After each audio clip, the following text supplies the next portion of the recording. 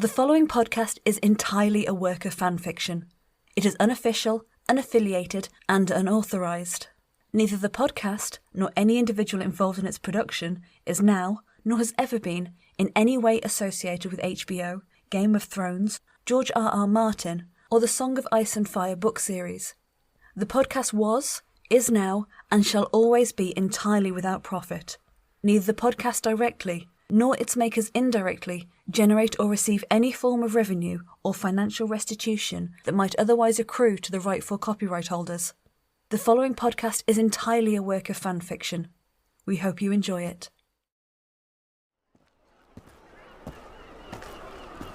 Stefan Baratheon stoops his head and steps from the sweltering heat of the bustling dockyards and into the chilled dank of the tumble-down tavern.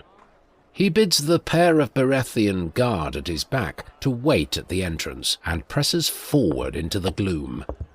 The barkeep affords him the briefest of once-overs, the curiosity of Stefan's wearing a heavy cloak at the height of summer, barely registering the notice of a man accustomed to all manner of flotsam and jetsam finding its way to his dockside door. From the shadowy recesses of his hood, Stefan nods in greeting. I'm looking for a man named Andall. The barkeep considers a moment, then jerks his head towards a hallway leading deeper into the darkness. Glancing warily back towards his escort, Stefan forges ahead, directing his steps towards a narrow shaft of light at the hallway's end.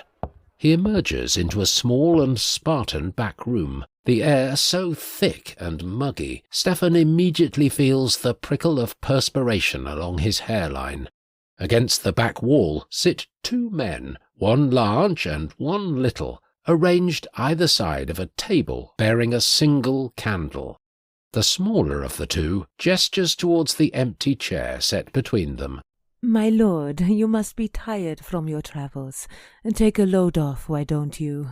Stefan hesitates, checking over each shoulder to confirm the shadowed corners bear no surprises, then sits. An interesting turn of phrase. Your grasp of the common tongue is most impressive. I have a long-standing appreciation for the idiomatic in all languages, my lord, and your country has a great many to, how do you say, tickle the fancy. Stefan glances at the larger man, watching their exchange without expression. And your companion here? Does he share in your appreciation? Alas, Aenor's talents lie elsewhere. I will serve as his interpreter, if it please my lord. I think we can dispense with the formalities, don't you? Just so. Winking, he taps the side of his nose with his forefinger. Discretion is the name of this game, my friend. Stefan cranes his neck to check the open doorway, then leans in closer and speaks little louder than a whisper. I trust that everything is arranged? 300 men, armoured and equipped, with ships enough to sail them. They have all been well-blooded? Soldiers are like soup, my friend, battle like the seasoning. Captain Aenor's men are flavoured just right. Not too much, not too little. There is, however, the small matter of our recompense. Your gold is ready and waiting aboard my ship. Tell me where you would take delivery, and my guard will see it done. Oh, you are most gracious, friend, but on this occasion I was speaking plain. Our recompense. It is too small a matter. We agreed your price months ago.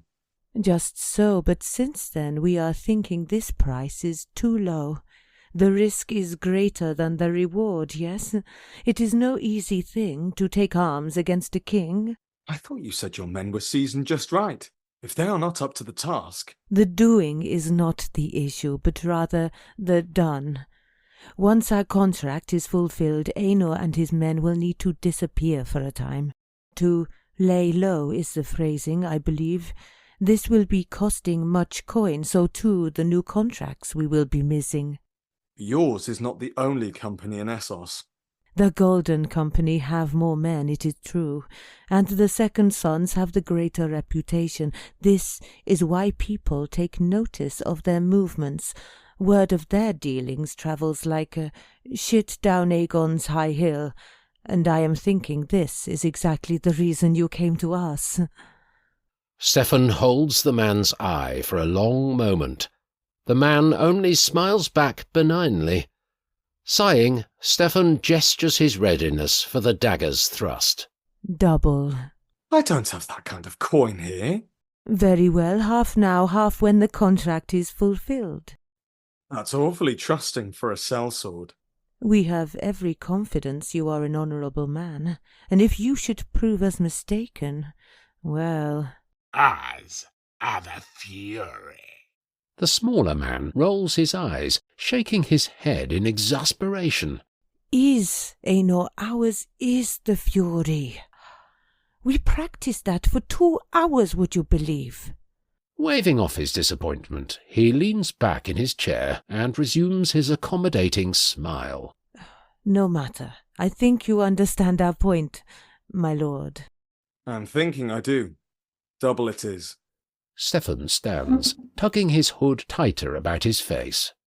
Now, if you'll excuse me, I promised my wife we would visit the spice markets before we sailed.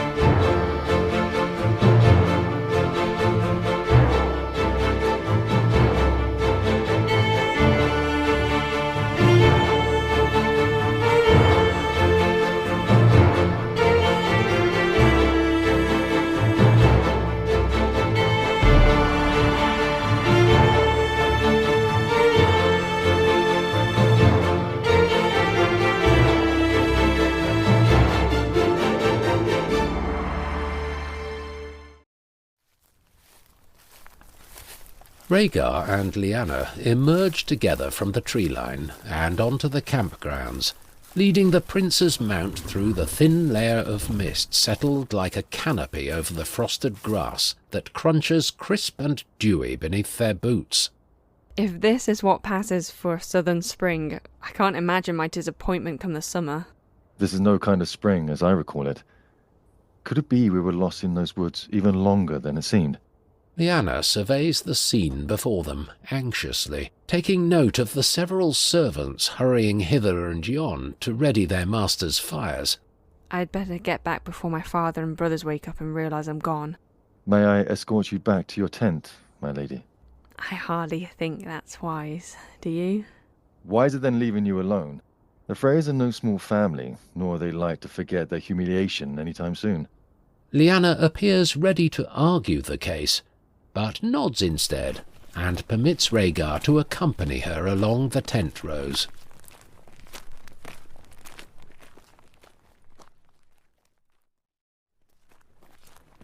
Coming within sight of the stark banners flying atop their tent, Lyanna halts her progress and turns to Rhaegar. I think I can make it safe enough from here. Rhaegar nods reluctantly. They stand close, the awkwardness of their impending separation as palpable as the morning miasma. When will I see you again? Lyanna smiles, chewing without thought at her bottom lip. I wonder perhaps... Lyanna. They turn to discover Brandon standing at a short remove, and take a subtle step away from one another. Bran, what are you doing up? Brandon shrugs with an unconvincing nonchalance. The same thing every man does when he wakes. Lyanna looks past Brandon to the direction from which he must have walked, her eyes narrowing in circumspection when she spies the banners of the Tully tent. What about you? Rhaegar opens his mouth to offer an explanation, but Lyanna has less practice than the prince at providing plausible excuse for her not infrequent absconding. The grounds here are so beautiful. I thought I'd take a walk and watch the sunrise. Prince Rhaegar found me wandering the campground. I must have got turned around somewhere and lost our tent. He was just walking me back, in case I lost my way again. It's Brandon's turn to narrow his eyes, studying his sister's face with the familiar suspicion of elder brothers. Finally, he looks to Rhaegar, his expression assuming a coldness commensurate with the daybreak chill that plumes their breath before them. How thoughtful of him. His voice thick with sarcasm, Brandon looks to Lyanna, pointedly ignoring the disapproving frown his tone elicits. I always imagined princes preferred to keep to their beds through these early hours. I found my sleep unusually disturbed last night. Perhaps my nerves were too fraught at the prospect of facing such a formidable challenger in our tilts this afternoon. Rhaegar smiles with self-effacing warmth, but Brandon's manner gives no sign of thawing. Aye, that must be it. Rhaegar's smile withers as Brandon holds his eye for an uncomfortably long moment. I think we can make it the rest of the way ourselves, don't you? Lyanna takes a step down the line and bows to Rhaegar. Your Grace, thank you again for showing me the way. Think nothing of it, my lady, until we meet again.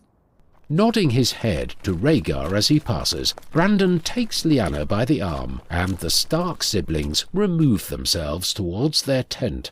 Rhaegar watches them go, a gratified grin curling the corners of his lips at the flitting glance Lyanna passes over her shoulder as she departs.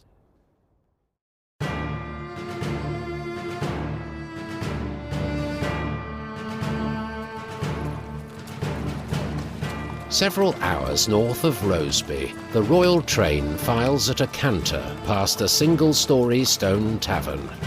A brood of wide-eyed young children stand upon a crumbling wall to watch the ranks of Targaryen household guard, arrayed in boiled leather and high-polished half-helms, trudge along behind 24 mounted knights. At the procession's head, the King of the Seven Kingdoms sits high and proud atop his snow-white destrier, a pair of squires bearing twin Targaryen standards riding at his rear. Riding abreast between the cavalry and infantry, Jonothor encourages Jaime to wave to the locals, and the children cheer gleefully when the young knight complies.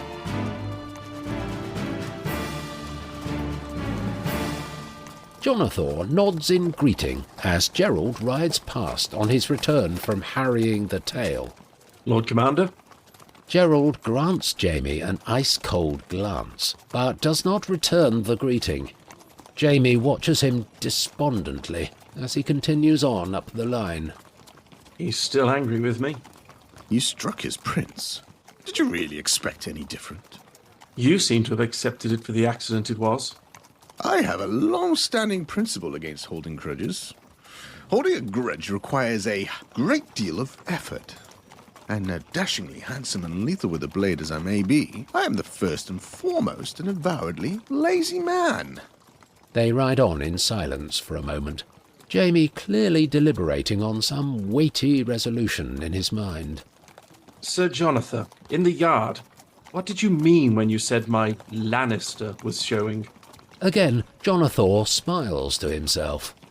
My father always told me never to ask a question which I was not prepared to hear an honest answer. You never know when you'll come across a man that doesn't give a shit about what your family name may be, and has no interest in burnishing the truth on your account. I'm certainly more prepared than I was before I arrived at court. Please, speak plainly, sir. Very well. Jonothor takes a deep breath of brisk spring air into his lungs, seeming to revel in the opportunity to speak with a freedom in which he can only indulge far away from the interested ears that eavesdrop in every corner of the Red Keep. Your father has a great military mind. His boldness unified a fractured realm, and his stable hand preventing its unraveling. He has a preternatural talent for the politics of court. He stands foremost among his generation as the architect of the peaceful and prosperous country we have all enjoyed these past 20 years. That's very flattering, Sir Jonothor. I'm sure my father... But he is also a man that decided at 20 years of age to live the rest of his life in opposition to the failures of his father. Every thought, every decision, every action he has ever taken since coming of age has been in the service to a singular ambition of elevating House Lannister from the parlous depths to which it descended under your grandfather's rule. In time, that ambition curdled, as resolutions born of spite invariably do, and rotted your father from inside out.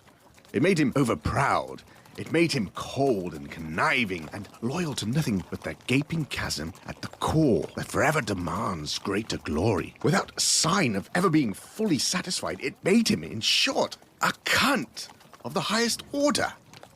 Jonothor turns to meet Jaime's eye. But you are none of those things, Jaime.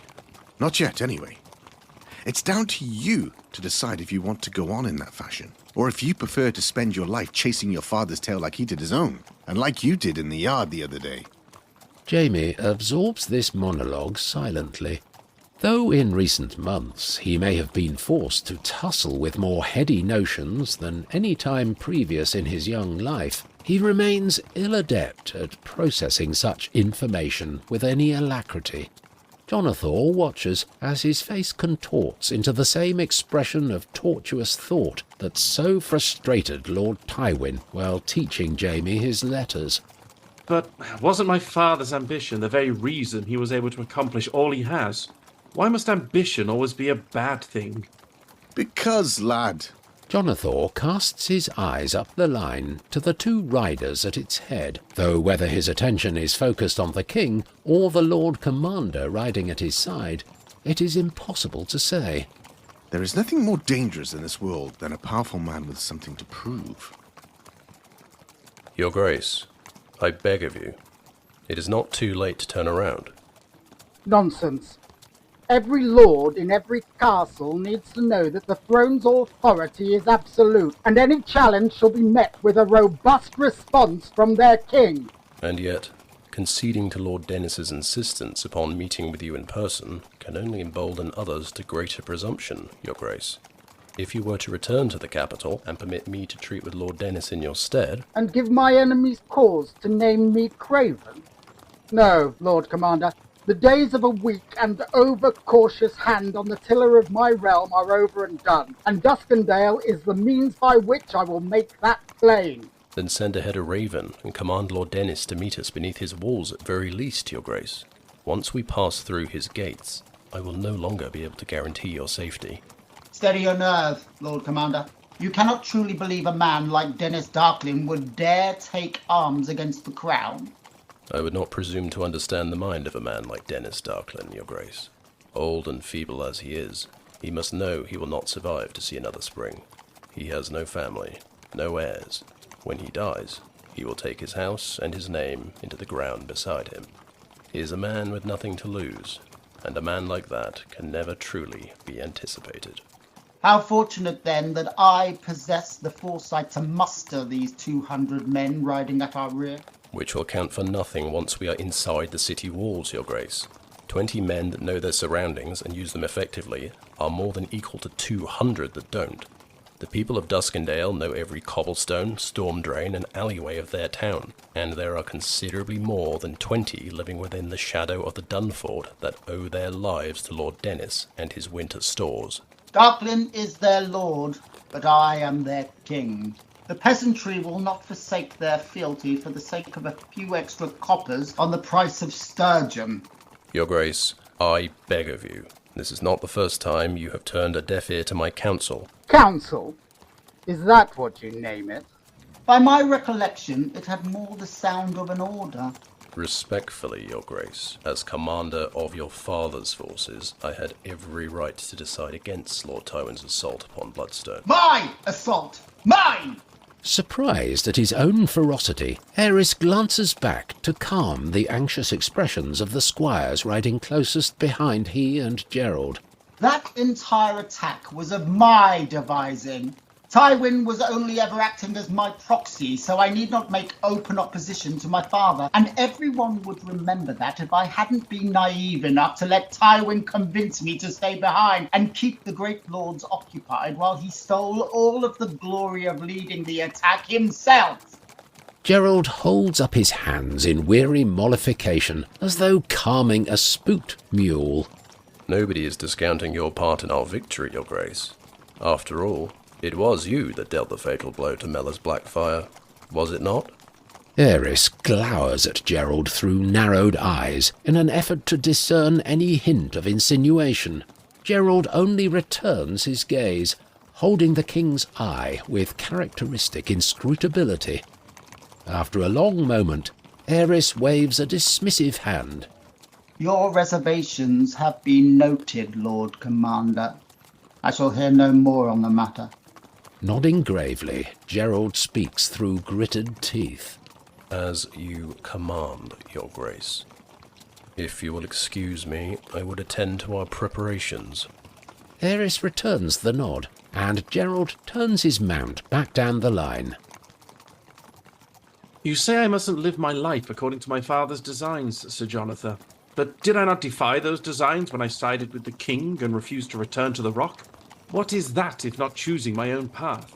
Jonothor side-eyes Jaime, hoping against hope the young knight is speaking in jest rather than remaining aloof to the point the King's Guard has been making. Did you ever hear the one about the horse that hated turning left? He preferred turning right, so much he would insist on doing it thrice.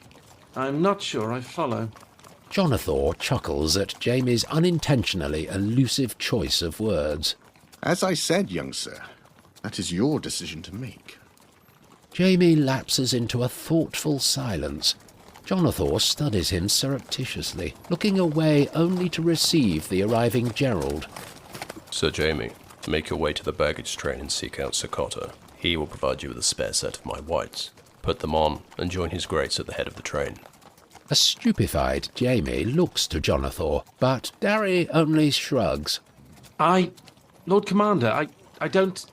Isn't that rather... An insult to the cloak? An affront to our sacred brotherhood? Under ordinary circumstances, indeed it would. But this is not those. Lord Darklyn has not left the Dunfort since the last Blackfire rebellion. He wouldn't know Sir Oswell from a scullion's scrub brush, and if we must persist in this madness, then I want our host to believe we have as many Kingsguard among our number as possible. Again, Jaime turns to Jonothor, but Darry only cocks a thumb over his shoulder. You heard the Lord Commander. Confronted with Jonothor's raised brow of expectation and Gerold's granite implacability, Jaime has no option but to bow his agreement and move to depart. Oh, and Sir Jaime. Sir? If you ever so much as glance at my prince with a furrowed brow again, I shall personally shove an apple in your mouth and serve him your head on a platter like a pretty little golden pig. Now off you pop. There's a good lad.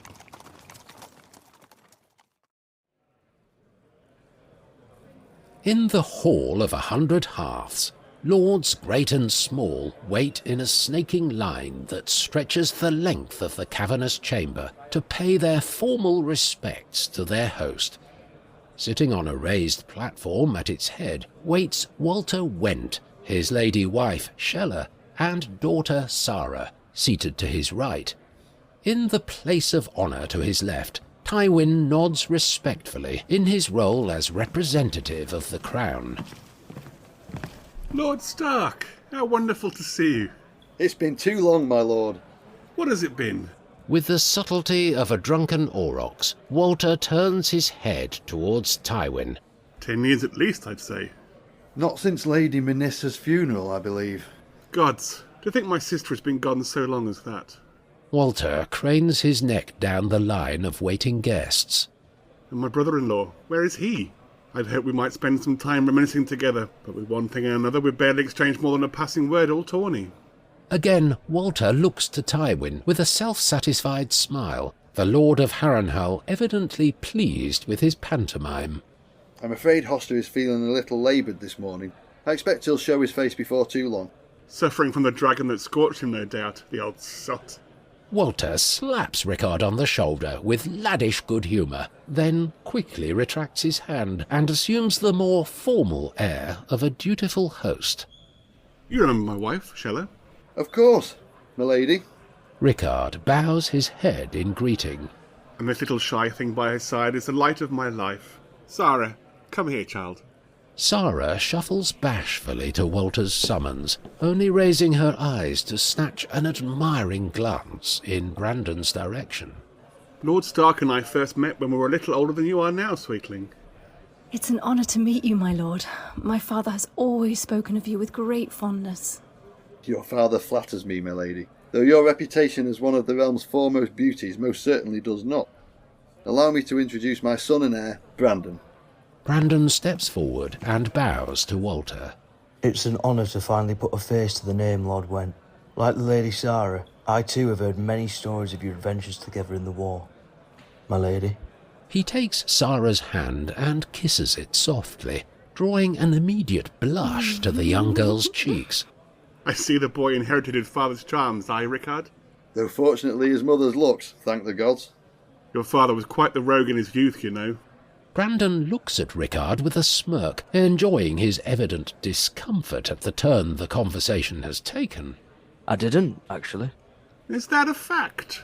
Well then, allow me to share a tale or two from the old days. I recall one evening in particular, soon after our arrival upon the Stepstones, that Ricard and Quelyn Greyjoy stole a barrel of honey, a pair of newborn pigs from the royal stores. Apologies, Walter, but I think it best I save myself some coming embarrassment and absent myself from this telling. He turns to Tywin, the king's surrogate, silently watching his and Walter's interplay with cool yet evident interest. I hoped I might speak with Lord Tywin for a moment, if I may. Taken off guard, Walter turns to Tywin with upraised eyebrows. Tywin considers for a moment, then rises. Of course. I've no doubt Lord Went would have no objections to our making use of his salon. Not at all, my Lord Hand. I shall have the servants prepare a fire for your comfort. No need, Lord Walter. I'm sure neither of us fear anything from the cold, eh, Lord Stark?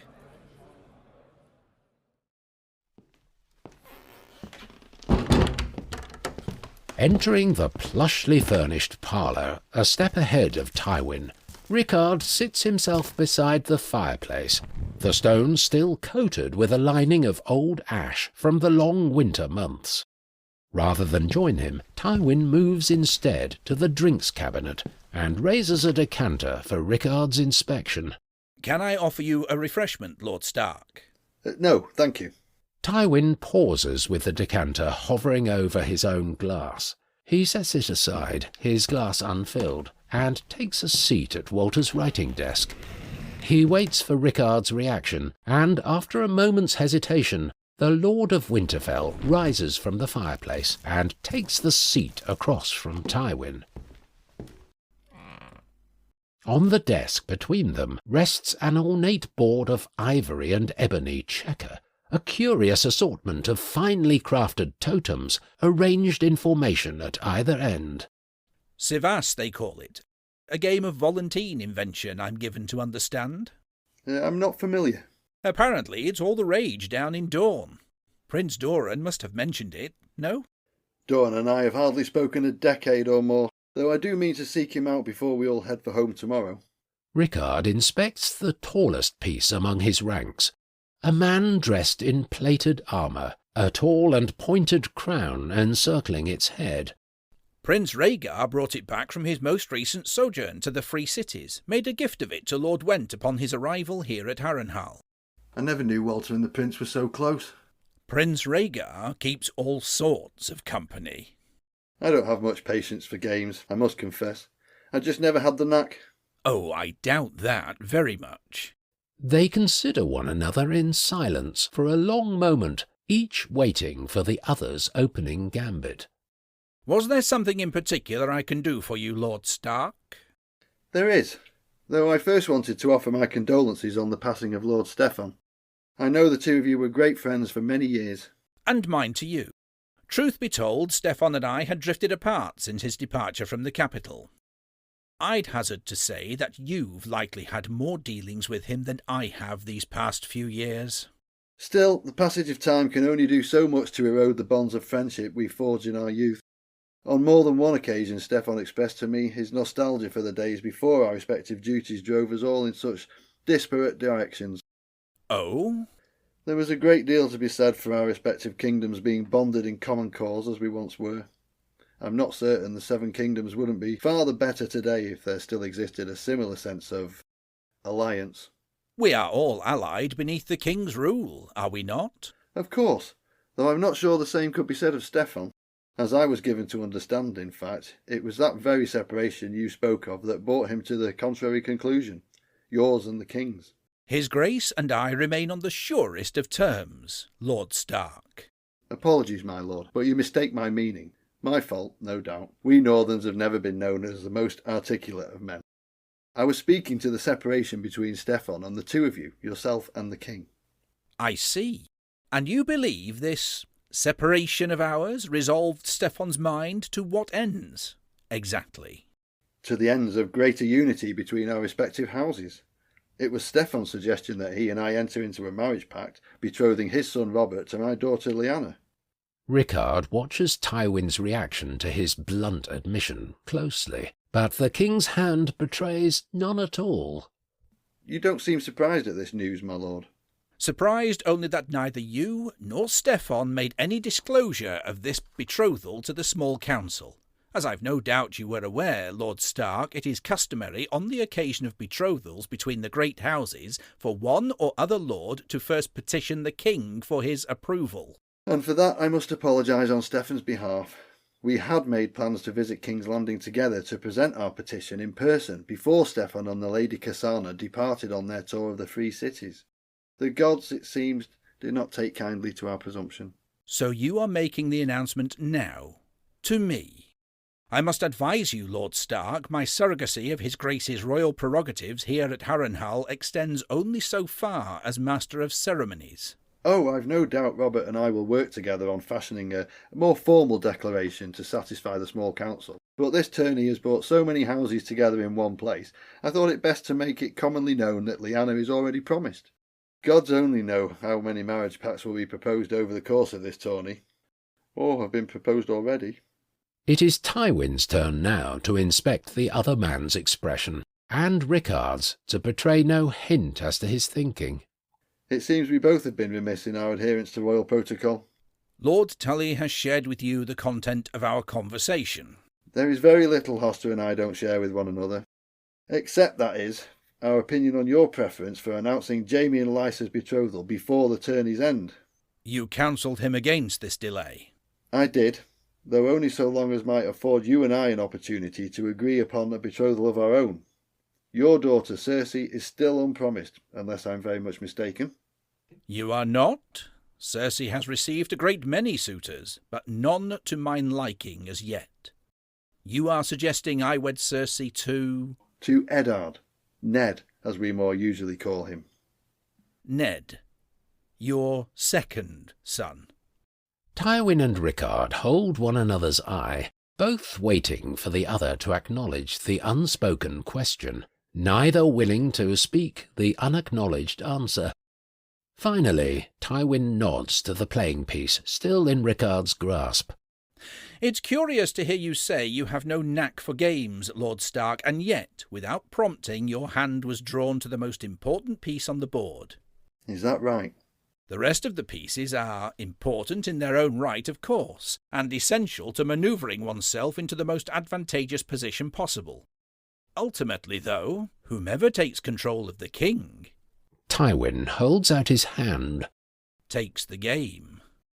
Ignoring Tywin's proffered palm, Rickard replaces the king among the ranks at his end of the board. It seems to me, Lord Tywin, that I am not the first man to learn that lesson from you. Curling his fingers into a fist, Tywin retracts his hand. And it seems to me, Lord Rickard, that Steffon learned it well. Rhaella and Elia trot their horses at the head of a small contingent of Martell household guard. Reining up atop a modest rise, they look out over the grounds of Harrenhal, the ruin of the great fortress hunched and humbled beyond the busy encampment erected within its shadow. This castle was completed the same year Aegon and his sisters first landed their dragons and inaugurated the Targaryen dynasty. Now look at it. A miserable ruin. Drawing no reply from Elia, the Queen looks the younger woman over with maternal concern as she draws her cloak tighter about her throat, the princess's breath misting in the brisk afternoon air. Rhaella turns to inspect the carriage following at their rear, the windows fogged from the children and their governess wrapped up warm within.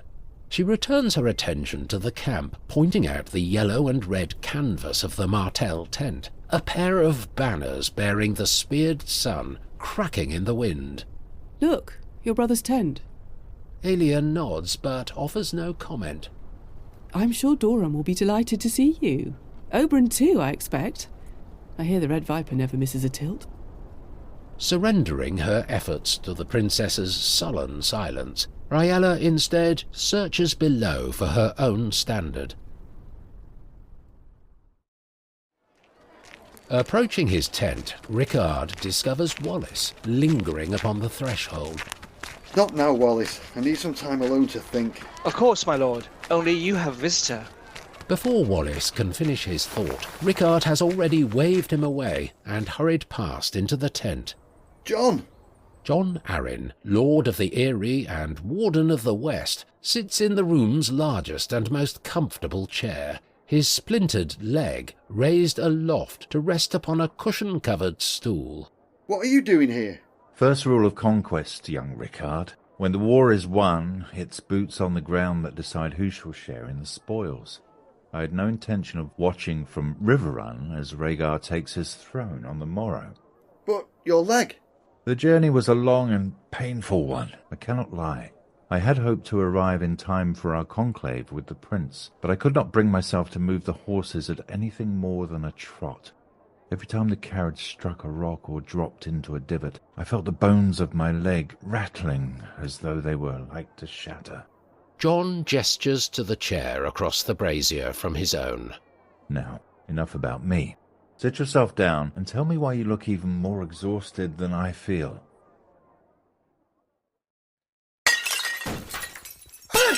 What in the seven hells do you think you're playing at? Go on, lads. Put your backs into it.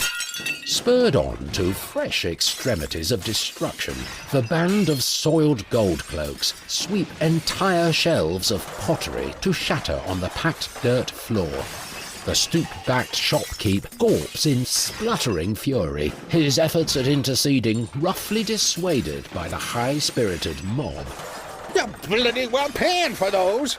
Ladies and gents, I do apologise, but it looks like Leonard here is closed for business for the day. If you would kindly, but promptly, get the fuck out. With mock gentility, Illyn ushers from the shop the few browsers yet to scatter and slams the door behind them. Have you lost your mind, Payne? I can hardly pay your backhander if I've got nothing left to sell, can I? I see you haven't heard. Illyn Payne is under new ownership, just like your little shop here. Illyn reaches into his leathers and brandishes a roll of parchment for Leonard's inspection. Peering with weak and milky eyes, Leonard reads its contents. In order of Her Grace Queen Rhaella of House Targaryen, the production of all pottery and earthenware shall henceforth be overseen and exclusively operated by... So you're the Magister's dog now, are you? Well, I'll tell you the same thing I told his Pentoshi goon. I'm not interested in joining his poxy collective. I work for myself, just like my old man did, and his old man before him. Listen, Leonard, me old mucker.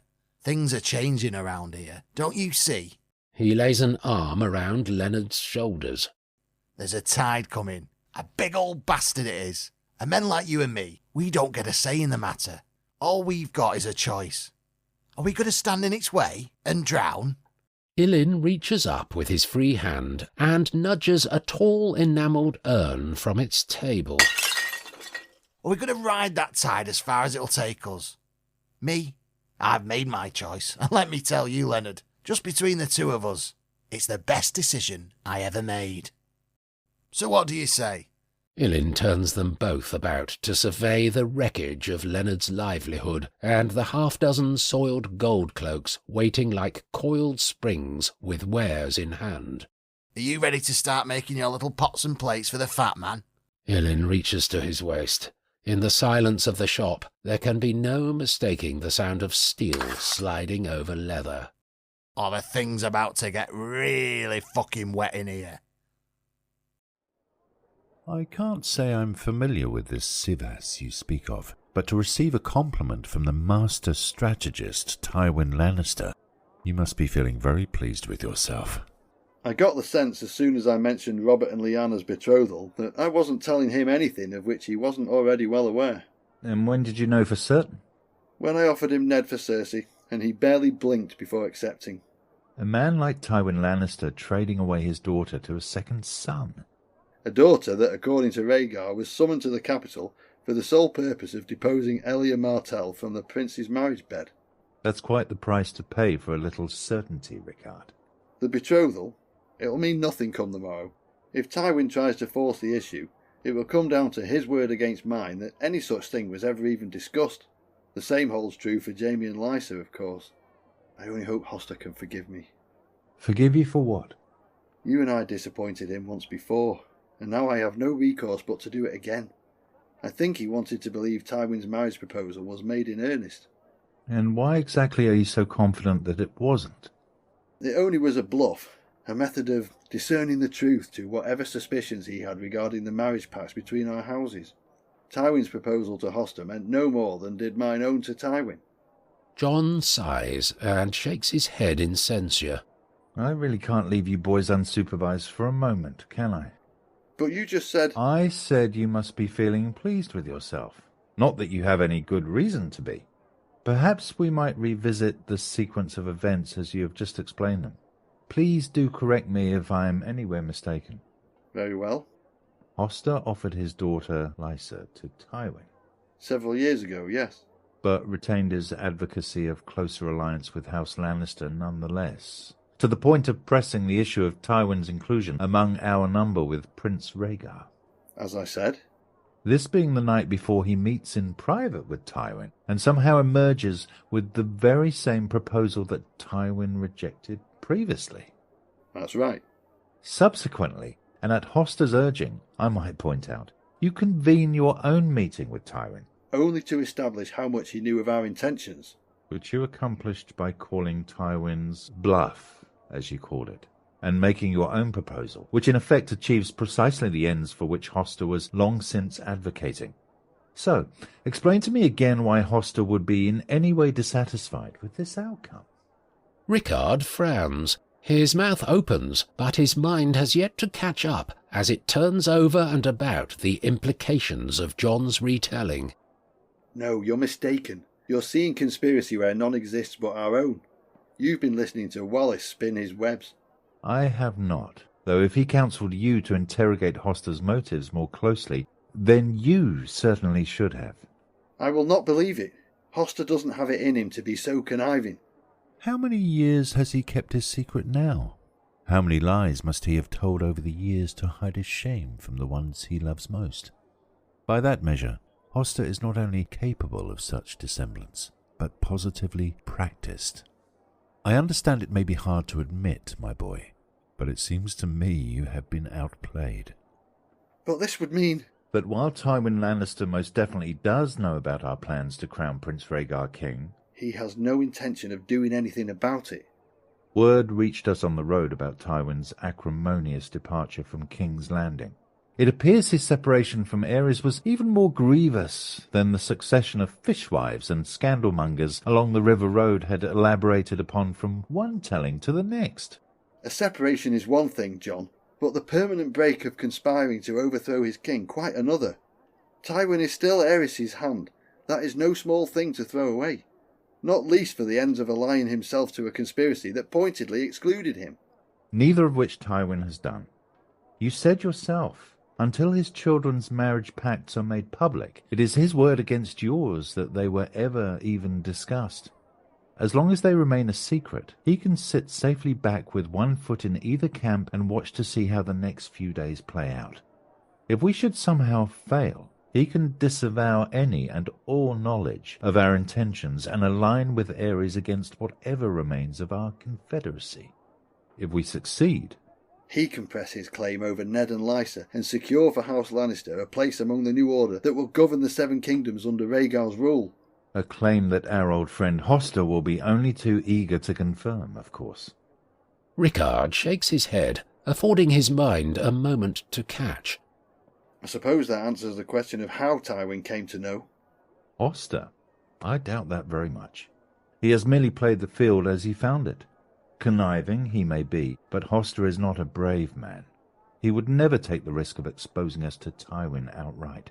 Then who? Jon raises his eyebrows at Rickard's question. Inferring his meaning, Rickard groans with exasperation. I thought we'd settled this. It was a mistake to banish Armand Coddington. You know my reasons, Jon. You know what he said. When it comes to my daughter's honour... But I respect those reasons. Truly I do. But you're a fool to think Armand would take his expulsion in a stride and slink meekly back to Griffin's Roost. You denied him his share in the spoils soon to come, cast him out from our prince's brave new world. Is it any wonder he would try and seek his vengeance? Is it any surprise he would connive to secure compensation for himself by telling tales to Tywin? We both know the man's nature. Jon waits for Rickard to interject, then preempts him the moment he begins. Which is why I knew his silence could be bought, and why I agreed to pay his price. I wrote to him at the Roost and promised that if he held his tongue on yours and the prince's approach, I would see to it that the next vacancy in the Kingsguard be filled by his son Jon. Without Rhaegar's leave? That's quite the presumption, Jon. Writing debts in the prince's name. A debt that needn't be paid before I am in a position to effectuate its settlement. Once Rhaegar names me Hand of the King, it will be my duty and my pleasure to advise his grace on all such matters of the realm. The muscle beneath Rickard's right eye twitches involuntarily, but this is his only tell. He considers Jon for a long moment, the words he exchanged with Prince Rhaegar the previous evening balanced on the edge of his lips. He swallows them and shifts his weight and the subject both. And how would you advise I proceed with Tywin? What would you have me do? There is only one thing you can do. You make Tywin's decision for him. The moment the last tilt is won this afternoon, stand up before every High Lord in the Seven Kingdoms and announce these marriage pacts. And hand Ned over to the Lannisters? You can't be serious. You fit the saddle, Rickard, not I. If you mean to keep the horse from bolting, you have no choice but to ride it. The whole realm will be gathered for the closing games. Publicly tether Tywin's fortunes to our own, and you make certain he cannot intervene against us on the king's behalf, lest by doing so he damn himself by association. Fractious as their friendship is of late, that association alone will serve Aerys as proof enough of Tywin's treachery. I can't do that, Jon. For Stefan's sake, every bit as much as my own. He went to his grave vowing to deliver this country from Tywin Lannister's hands. And perhaps in the next world he enjoys the luxury of holding to that vow still. But in this world, my boy, our desires and our duty are all too rarely one and the same. You know what is at stake here, and you know, too, that bitterness over an oath forsaken is the very least we have to fear from dead men. You don't believe in any of that. No, but you do. And so long as our ends are one and the same, it makes no matter how disparate our motives. Rickard sighs and sits back in his chair. He runs a hand across his face, shaking his head ruefully. How do you do it, Jon? How do you read the board so clearly?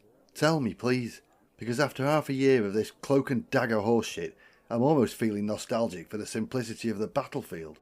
At least when a man is charging at you with an axe in his hand, you've little need to second-guess his intentions.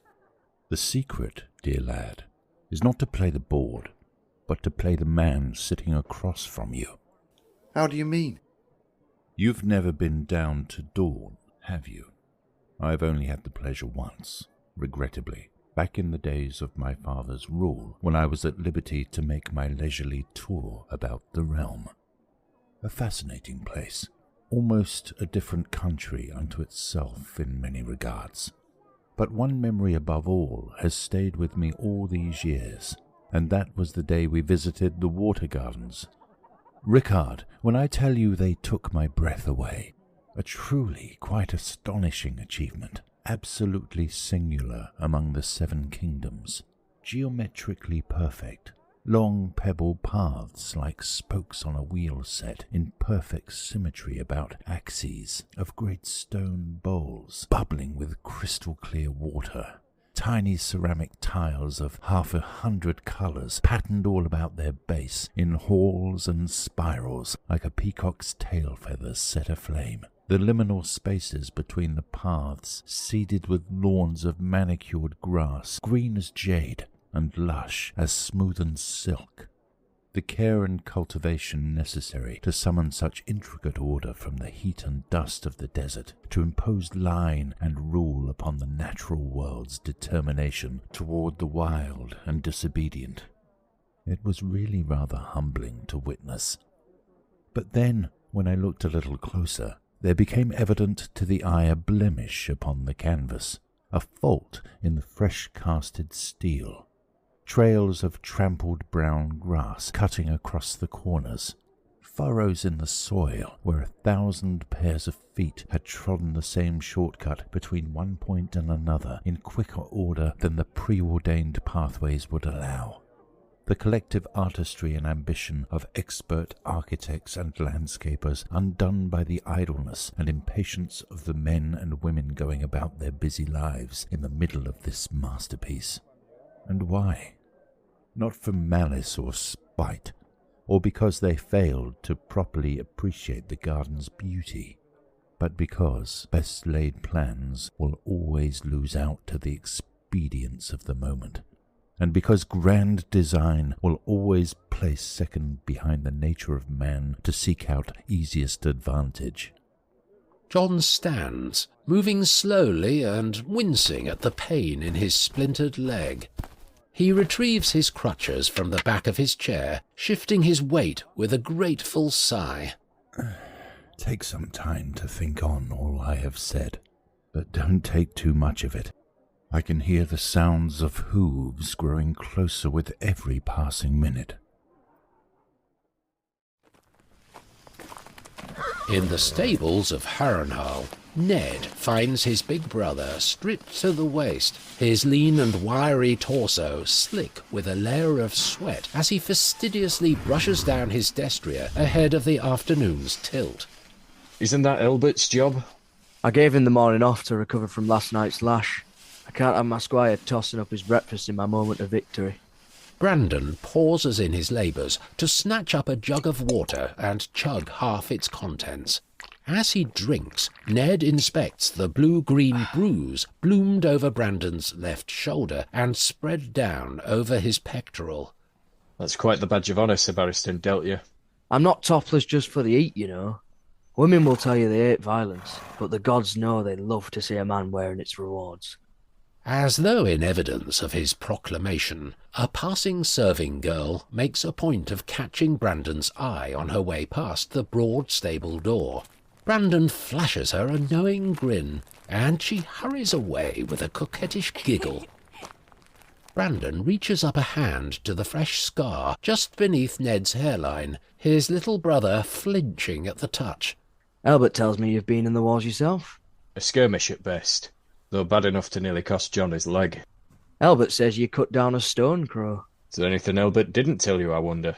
Aye, he didn't tell me you'd be so bloody sensitive about it. I'd have thought you'd be standing 10 foot tall. It's a great occasion killing your first man. There was nothing great about it, I promise you. One swing of my sword and the thing was done. Quick and easy as plucking a nettle from the dirt. Brandon watches his brother closely, unsettled at the fatalistic tenor to his words.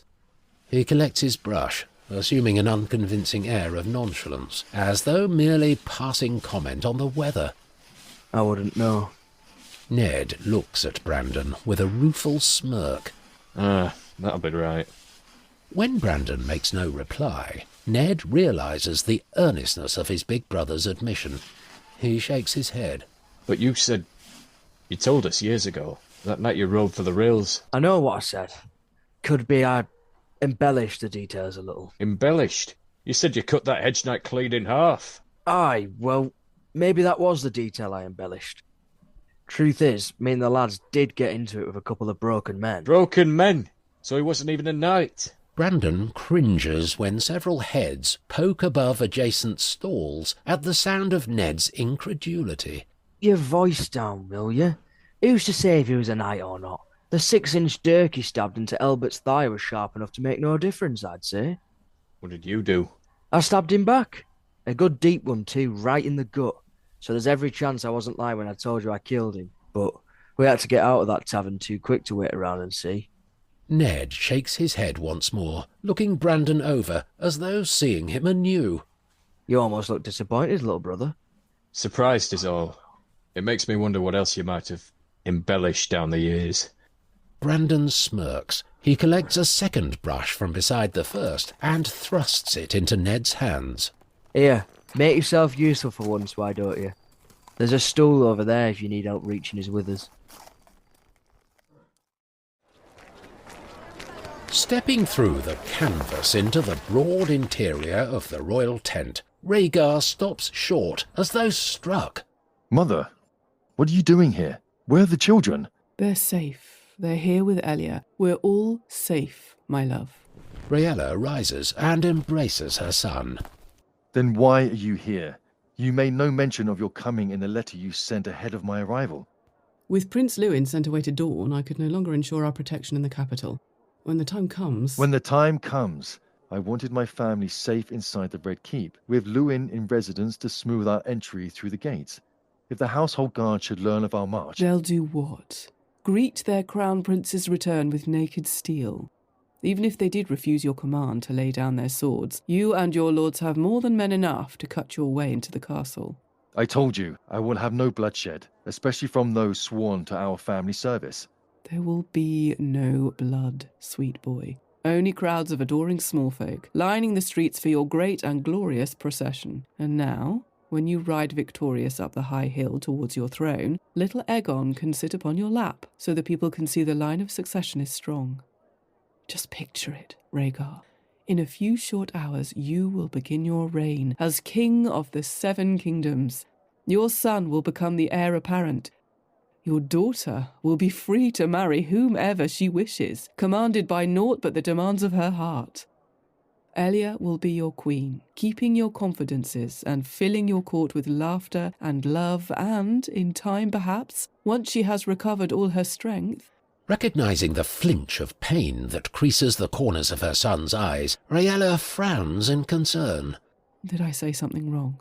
Rhaegar sits in his chair, overcome with a sudden melancholy. No, nothing wrong. It's certainly a pretty picture you paint, and I would consider myself more than blessed were only a tenth of it proven true. But Elia is not a well woman, Mother. I know well enough how hard these past months have been, Rhaegar, and you are a better husband than most for worrying so. But I promise you, the worst is behind her. You should have seen her on the road, bright-eyed and rosy-cheeked in the warm sun of spring. Rhaegar summons a half-smile, hardly sufficient to fool a mother's reed. Rhaella moves to his side, sitting herself on the arm of his chair and wrapping her arm about his shoulder in reassurance. I promise you, my love, I will see to it that before too long the high-spirited, hot-headed young girl you married is returned to you, just as she was before. Rhaella lays her cheek atop Rhaegar's head, idly stroking his long silver hair, her voice as soft and soothing as the slow pattern of her caresses. And, if need be, I can serve in her place until she feels ready to assume all her new duties. If the new king won't mind an old dowager queen fussing about his throne room, that is. Queen Mother. Like a lap-cat lulled by the sound of its own purring, Rhaella only murmurs dozily in reply. You said Dowager Queen, but you meant Queen Mother. Rhaella comes crashing back with violent whiplash into the moment.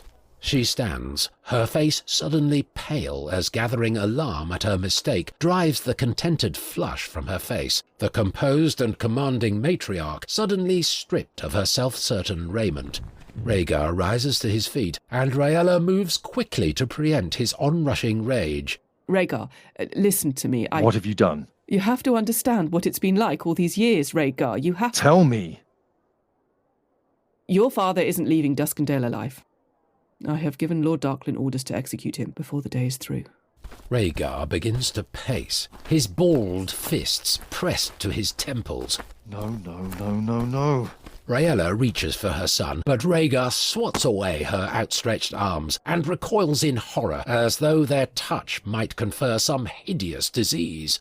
From a distance that seems wider than the Mander, he looks her over, as though seeing her anew, his glare settling on her imploring, desperate face. We talked about this. We agreed on this. We agreed he would remain in Duskendale's dungeons until I was crowned and sitting on the Iron Throne. By then, it would be too late for him to... It will never be too late. Whether you release him on the day after your coronation or the day before Aegon's 50th name day, the moment he's free, he will name you usurper, raise an army and plunge this country into a second civil war. An army from where? Every great house but Lannister and Tyrell are sworn to me. So you imagined what? Aerys will just forgive you, stealing his crown, and meekly see out his days ambling about the cliffs of Dragonstone? I'm under no illusion he will forgive me. And I expect I'll never hear him call me his son ever again. But in time... Oh, why must Targaryen men be so stubborn in their naivety? Your father was foolish enough to believe he could take the small council from Tywin without consequence, as though the old lion would simply roll over and accept his humbling. Now you're making the same mistake with your father. He will have no choice in the matter. He's a Targaryen and a king. He will always have a choice. He will cast you out from the line of succession and name Viserys his heir, and then it won't just be our lives that become forfeit. As long as Aegon and Rhaenys still live, then Viserys' claim will be open to challenge. Is your father's life more precious to you than theirs? He would never harm his own grandchildren. My father isn't a monster. Rhaella summons a sad, humourless smile. When I was Rhaenys' age, like most little girls, I believed in monsters. Then I got a little older and learned from my mother that monsters weren't real. Then I got older still and learned from your father that they were. And now you have made me yours. Kingslayer, they'll name me. Kinslayer. The prince that sent his own father to the executioner's block. Aerys brought this upon himself. Don't you dare blame anybody but him. If you only knew even half of... And who do you think the people are going to blame? I need the people to trust me, Mother. I need them to love me, because one day I'm going to need them to follow my charge into the jaws of death itself. How can I ever hope to turn an entire country into an army if every man and woman living believes their king has his own father's blood upon his hands? Nobody is going to blame you for this, Rhaegar. And as much as you may desire it right at this moment, they won't blame me either. They'll blame Tywin Lannister, because that's where all the tracks lead. Tracks you and I will invite the people to follow. The enmity between Aerys and his old friend Tywin has become the stuff of legend, as commonly known among the people as the words of the Mother's Prayer. You've heard for yourself the slanders Tywin has been spinning about the city. The dutiful and diligent hand, undermined at every turn by his absent king, his addled king. And now your father has provided the proof of these calumnies by stripping his faithful servant of the small council, by seducing away his son and heir. Who would ever doubt Tywin believed himself possessed of reason enough to seek your father's overthrow? Whatever else he may have done in his time, Tywin had no hand in any of this. I am no conjurer, Rhaegar. I cannot spin a yarn without any wool, and if Tywin had not spent the last 20 years digging your father's grave, we would have no hole in which to bury them both. With your father gone, House Lannister is the only power strong enough to oppose your rule, but only because of Tywin. That callow peacock and smirking whore he'll leave behind will possess no threat. Charge him, alongside Darklyn, for colluding to murder your father, and your band of lords cease to be your confederates in a coup and become instead a coronation procession, marching to secure the integrity of the throne against Tywin's treasons. And if I do that, my hand will be forced. I will have no option but to execute Tywin and Darklyn both, or be seen as toothless as my father. When you drive an opponent to his knees, you do not throw down your sword and help him back to his feet. You take his head and make an end of it. Rhaegar stands aghast, blinking in appalled wonder at the stranger standing before him. All this time, everything we've done, I thought you believed in me. I thought you believed in what I had to be. Listen to me, Rhaegar. You are my son, my firstborn son, and I would walk through wildfire to keep you from harm. Every day since I first held you in my arms, I've lived my life for you. I lie for you. I scheme for you. I sit with your wife when you train in the yard, and I play with your children when you lose yourself in the library. When you disappear for months at a time to go God's only know where, it's me that's there to pick up the pieces you leave behind. And I do it all gladly and without complaint, because you and your brother are my whole reason for being. I love you more than I ever thought was possible. Do you remember the story you told Rhaenys that morning? I found you in the children's room. The same story I would read to you when you were her age. What does that have to do with anything? Serwyn of the Mirror Shield. The fabled knight who hid himself behind a shield polished to such a sheen that the great dragon Euryx was bewitched by the sight of his own reflection. Of course, I remember. Don't you see? You, my beautiful prince, you are my mirror shield. Ever since you came of age, Aerys has looked at you in hopes of seeing himself reflected back, and that was enough to keep him from devouring me. But then you grew older and became the man you are today. And when he looked at you, he saw everything he's not. He saw something so much better, so much more worthy of the name Targaryen. And that repulsed him. His own reflection had betrayed him, and I knew the time had come to strike, before the dragon saw me, crouched behind my shield, sword in hand. So it's you that's the hero here. Is that the lesson I'm to take from this? And what does that make me?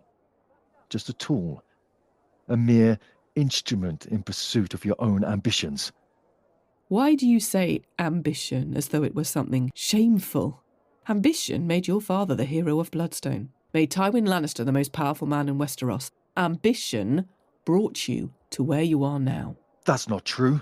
I never wanted any of this. I have no ambition for the Iron Throne. Stop it, Rhaegar. Just stop it. Stop lying to yourself. Stop hiding behind this absurd prophecy of yours. You want to be king. You always have, even before Aemon filled your head with his fantasies, and you'll pay whatever price you need to claim your crown. You're just too damned honourable to admit it. Now who looks at me and sees their own face reflected back?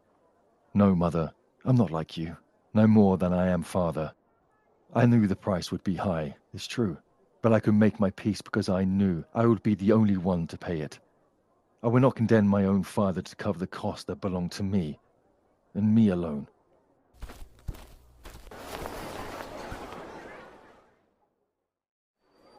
Rickard sits outside the Stark family tent, watching as Roderick Cassell heats a kettle over a fire pit, Winterfell's master-at-arms stroking his greying whiskers. Whatever daydreams occupied his mind are suddenly dispelled at the sight of his lord rising quickly to his feet. Your Grace. Roderick looks over his shoulder to find Rhaegar approaching at an amble.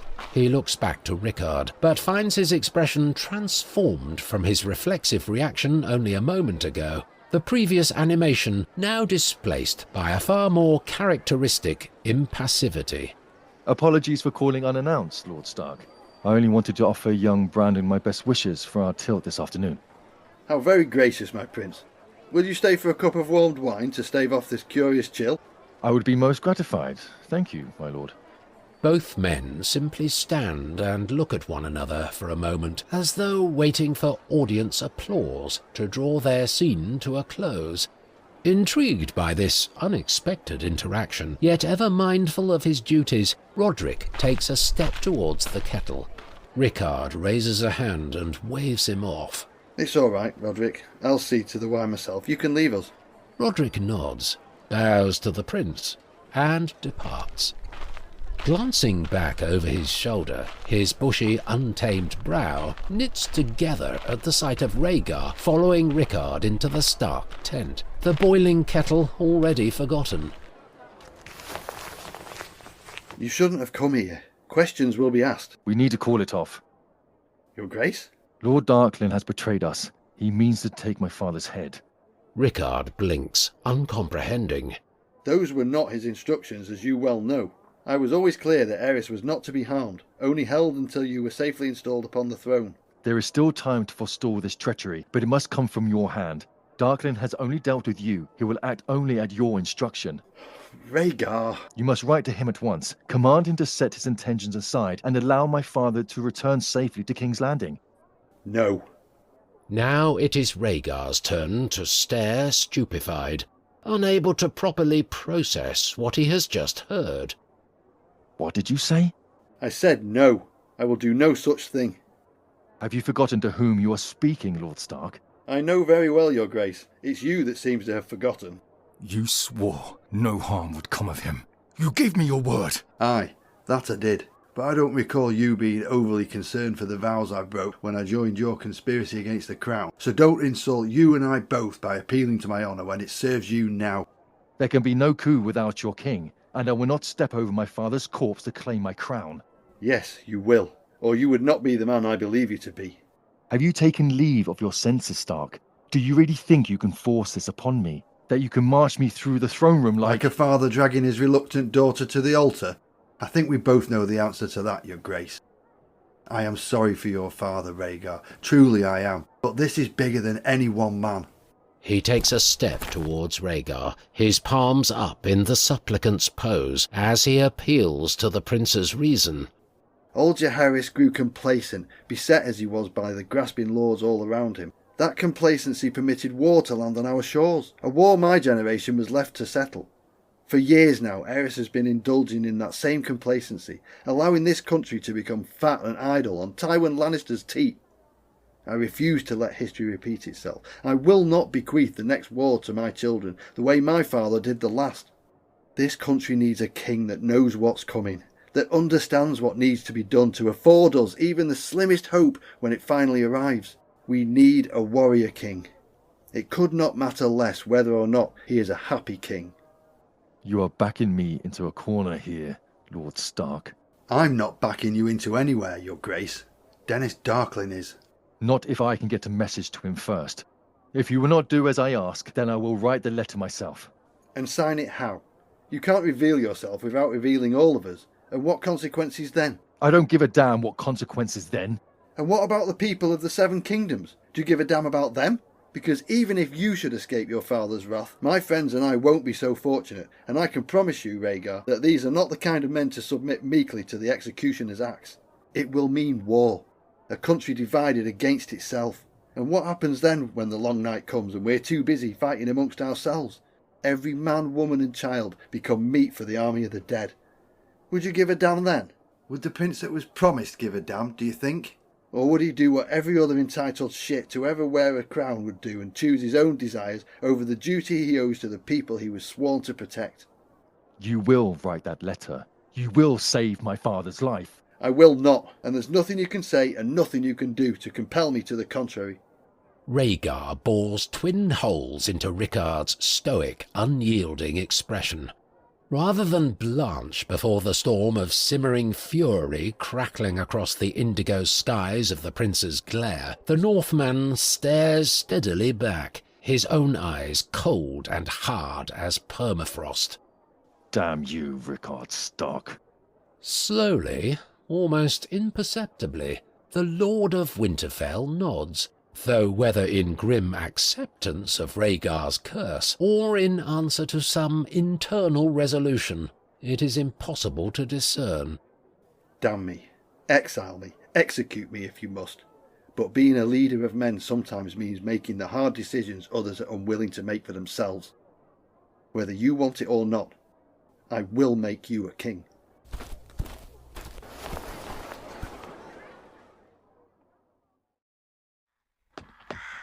Without breaking his stride to render a cursory knock upon the door, Rhaegar passes at pace into the maester's rookery. Finding its administrator absent, he hurries over to the writing desk pressed against the far wall and pulls a slip of parchment from a great glass jar. Taking up a quill, he scribbles out his message. If this thing is not yet done, do not. I will see that you are well compensated for your troubles. Rhaegar considers a moment, then crumples the parchment and retrieves another from the jar. If this thing is done already, release the king at once. I will see that you are well protected. He hesitates, the quill hovering just above the parchment. At last, he scribbles a brief signature, T.P. T.W.P. Turning to the wall of wood and wire cages, Rhaegar works his way along the rows, reading the names inscribed into the wooden frame of each case he passes. Salt pans, Maidenpool, Rook's Rest, Duskendale. He opens the cage door, flinching away from the storm of flapping wings his intrusion elicits. Wrapping his hand about the largest raven among the unkindness, he draws it from the cage and struggles against the bird's protest to affix the rolled parchment about its leg. With the scroll in place, Rhaegar steps to the open window overlooking the Tower of Dread and the Mews beyond. Fly fast, my little friend. A quarter league off the coast, the Royal Blockade sits anchored across the breadth of Duskendale's harbour. From the bow of his command ship at its centre, Lucerys Velaryon takes a deep lungful of sea air and looks pensively up and down the line, the captain of every ship stationed likewise to watch the eerie stillness of the town, like an audience waiting for the curtains to rise and performers to appear. Lucerys surveys the chalk-white cliffs to the north, follows their decline to the twin drum towers of the Dun Fort, and from there, along the seaward length of the castle's square keep, to the city gates and the ordered ranks of the royal forces, looking at this distance like toy soldiers arranged before a child's doll's house. Hold half our men here. I want these gates to remain open, whatever the cost. As you say, Lord Commander. Captain. The captain stops in his tracks. Whatever the cost. Do you understand me? The captain nods his assent and repairs to the ranks to relay Gerold's orders. Is that wise, Lord Commander? Dressed now in gleaming white, his blonde locks disguised beneath a plumed half-helm, Jaime tilts back his head to count the full complement of Darklyn guards marshalling the ramparts. Would we not be better served moving our full force within the walls? Gerold draws Jaime's attention to the side streets branching off the main thoroughfare that lies ahead, the mouth of each entry blockaded with horse carts and tall stacks of barrels and crates. One way in, one way out. If things go south, I want to be certain we have a straight shot to the open road.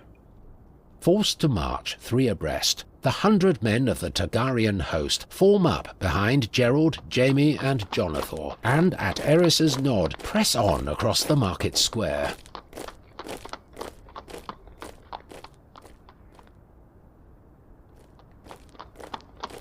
Entering the central avenue, the royal party advances towards the Dun Fort, rising sheer and foreboding at its terminus. The small folk of Duskendale watch intently from the doorways and overhanging balconies that line either side of the street, following the party's progress with silent hostility. At the procession's head, Aerys smiles and nods to his people with haughty patronage, undeterred by the stony stares he receives in return. Confirming Gerold's assessment, Jaime takes note of each side street they pass, and the makeshift barricades preventing their access. Moo, said the cattle. Jaime nods in grim agreement. We're being herded.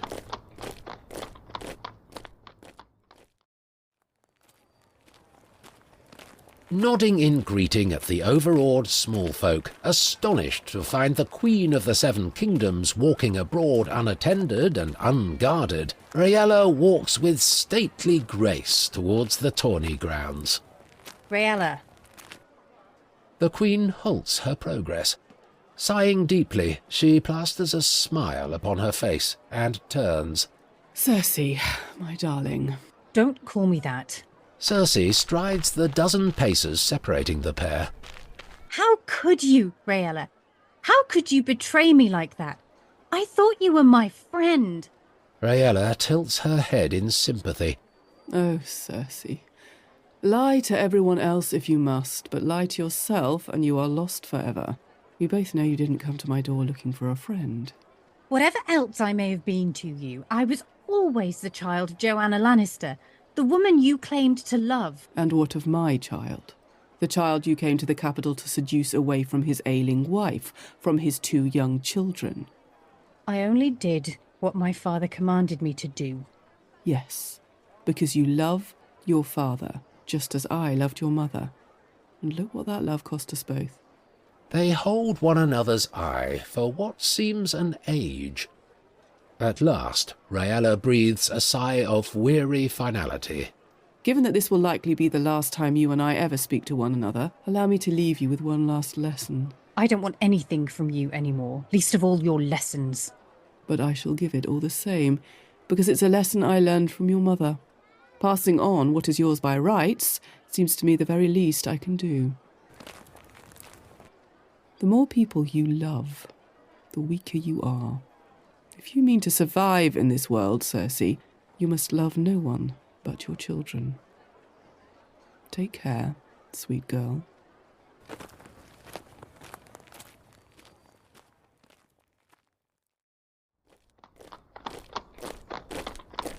Aerys is the first to pass beyond the avenue and enter the broad open space that takes its name from the castle that casts its shadow across the cobbled square.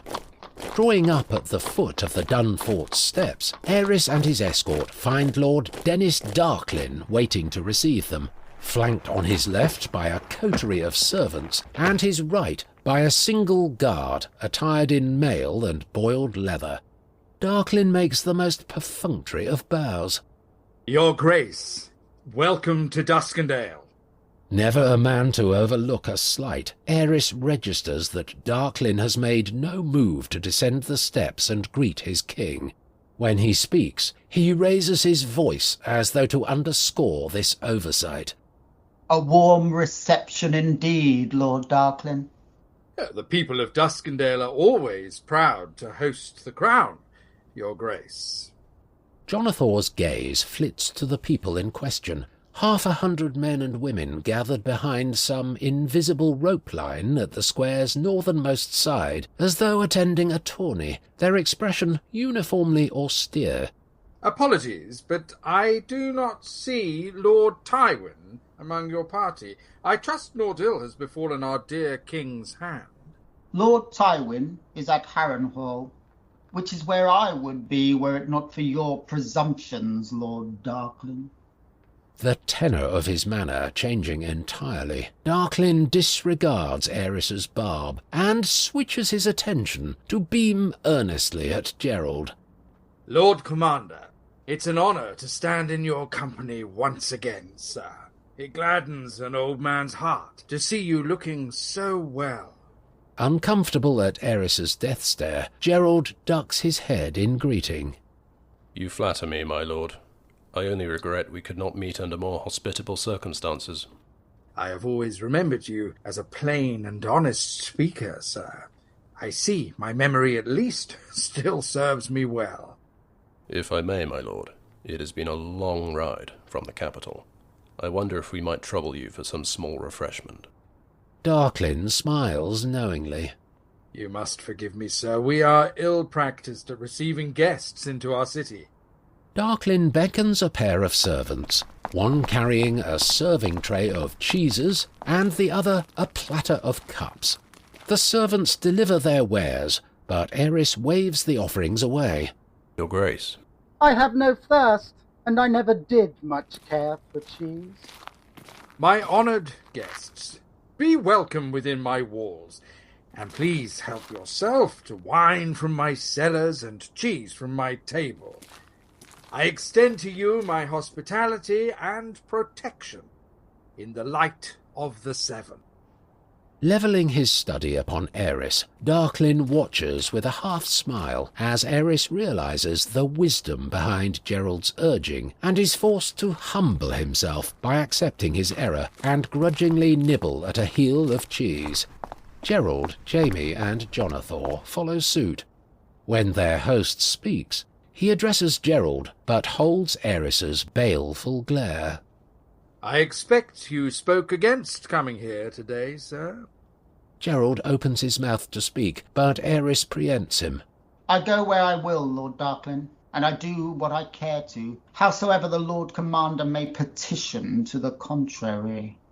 Darklyn's smile withers, and he meets Gerold's eye with something akin to sympathy. As was ever the case. Your Grace. A thundercloud passes over Aerys's face at the allusion, the king sensing some unspoken accord at his expense between Darklyn and Gerold. I did not come here to bandy innuendo, Lord Darklyn. Let us proceed, shall we? Aerys places a foot at the bottom step, but Darklyn holds out a hand in demurral. Forgive me, Your Grace, but I regret I cannot accommodate so large a host within the Dun Fort. As you can see, my home is modest by the standards of many houses, and even the Great Hall is not sufficiently apportioned to the, 60 men you have deemed necessary to travel with today? Aerys hesitates, and Darklyn holds up his hands in mollification.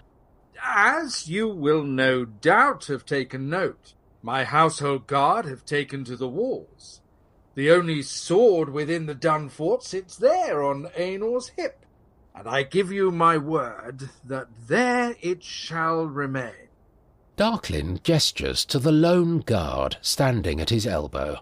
At first glance, the man could be taken for a Dornishman, were it not for the pointed blue beard and curled orange moustache that mark him as Pentoshi. That makes 3 swords to 1, by my count. You would not find a gambling house in all of Essos that would offer better odds than those. Aerys looks to Gerold, the Lord Commander shaking his head subtly. But Darklyn's pointed insinuation towards Aerys's less-than-sturdy sense of security has provoked the king's pride, and he nods in agreement with his host. What manner of guest would I be to impose upon such a humble dwelling? More of a holdfast than a fort, wouldn't you say, my lord? But Darklyn has already turned to depart, his attendants following closely behind. Scowling at Gerold, Aerys leads his Kingsguard, sworn and makeshift, up the stairs and into the Dun Fort.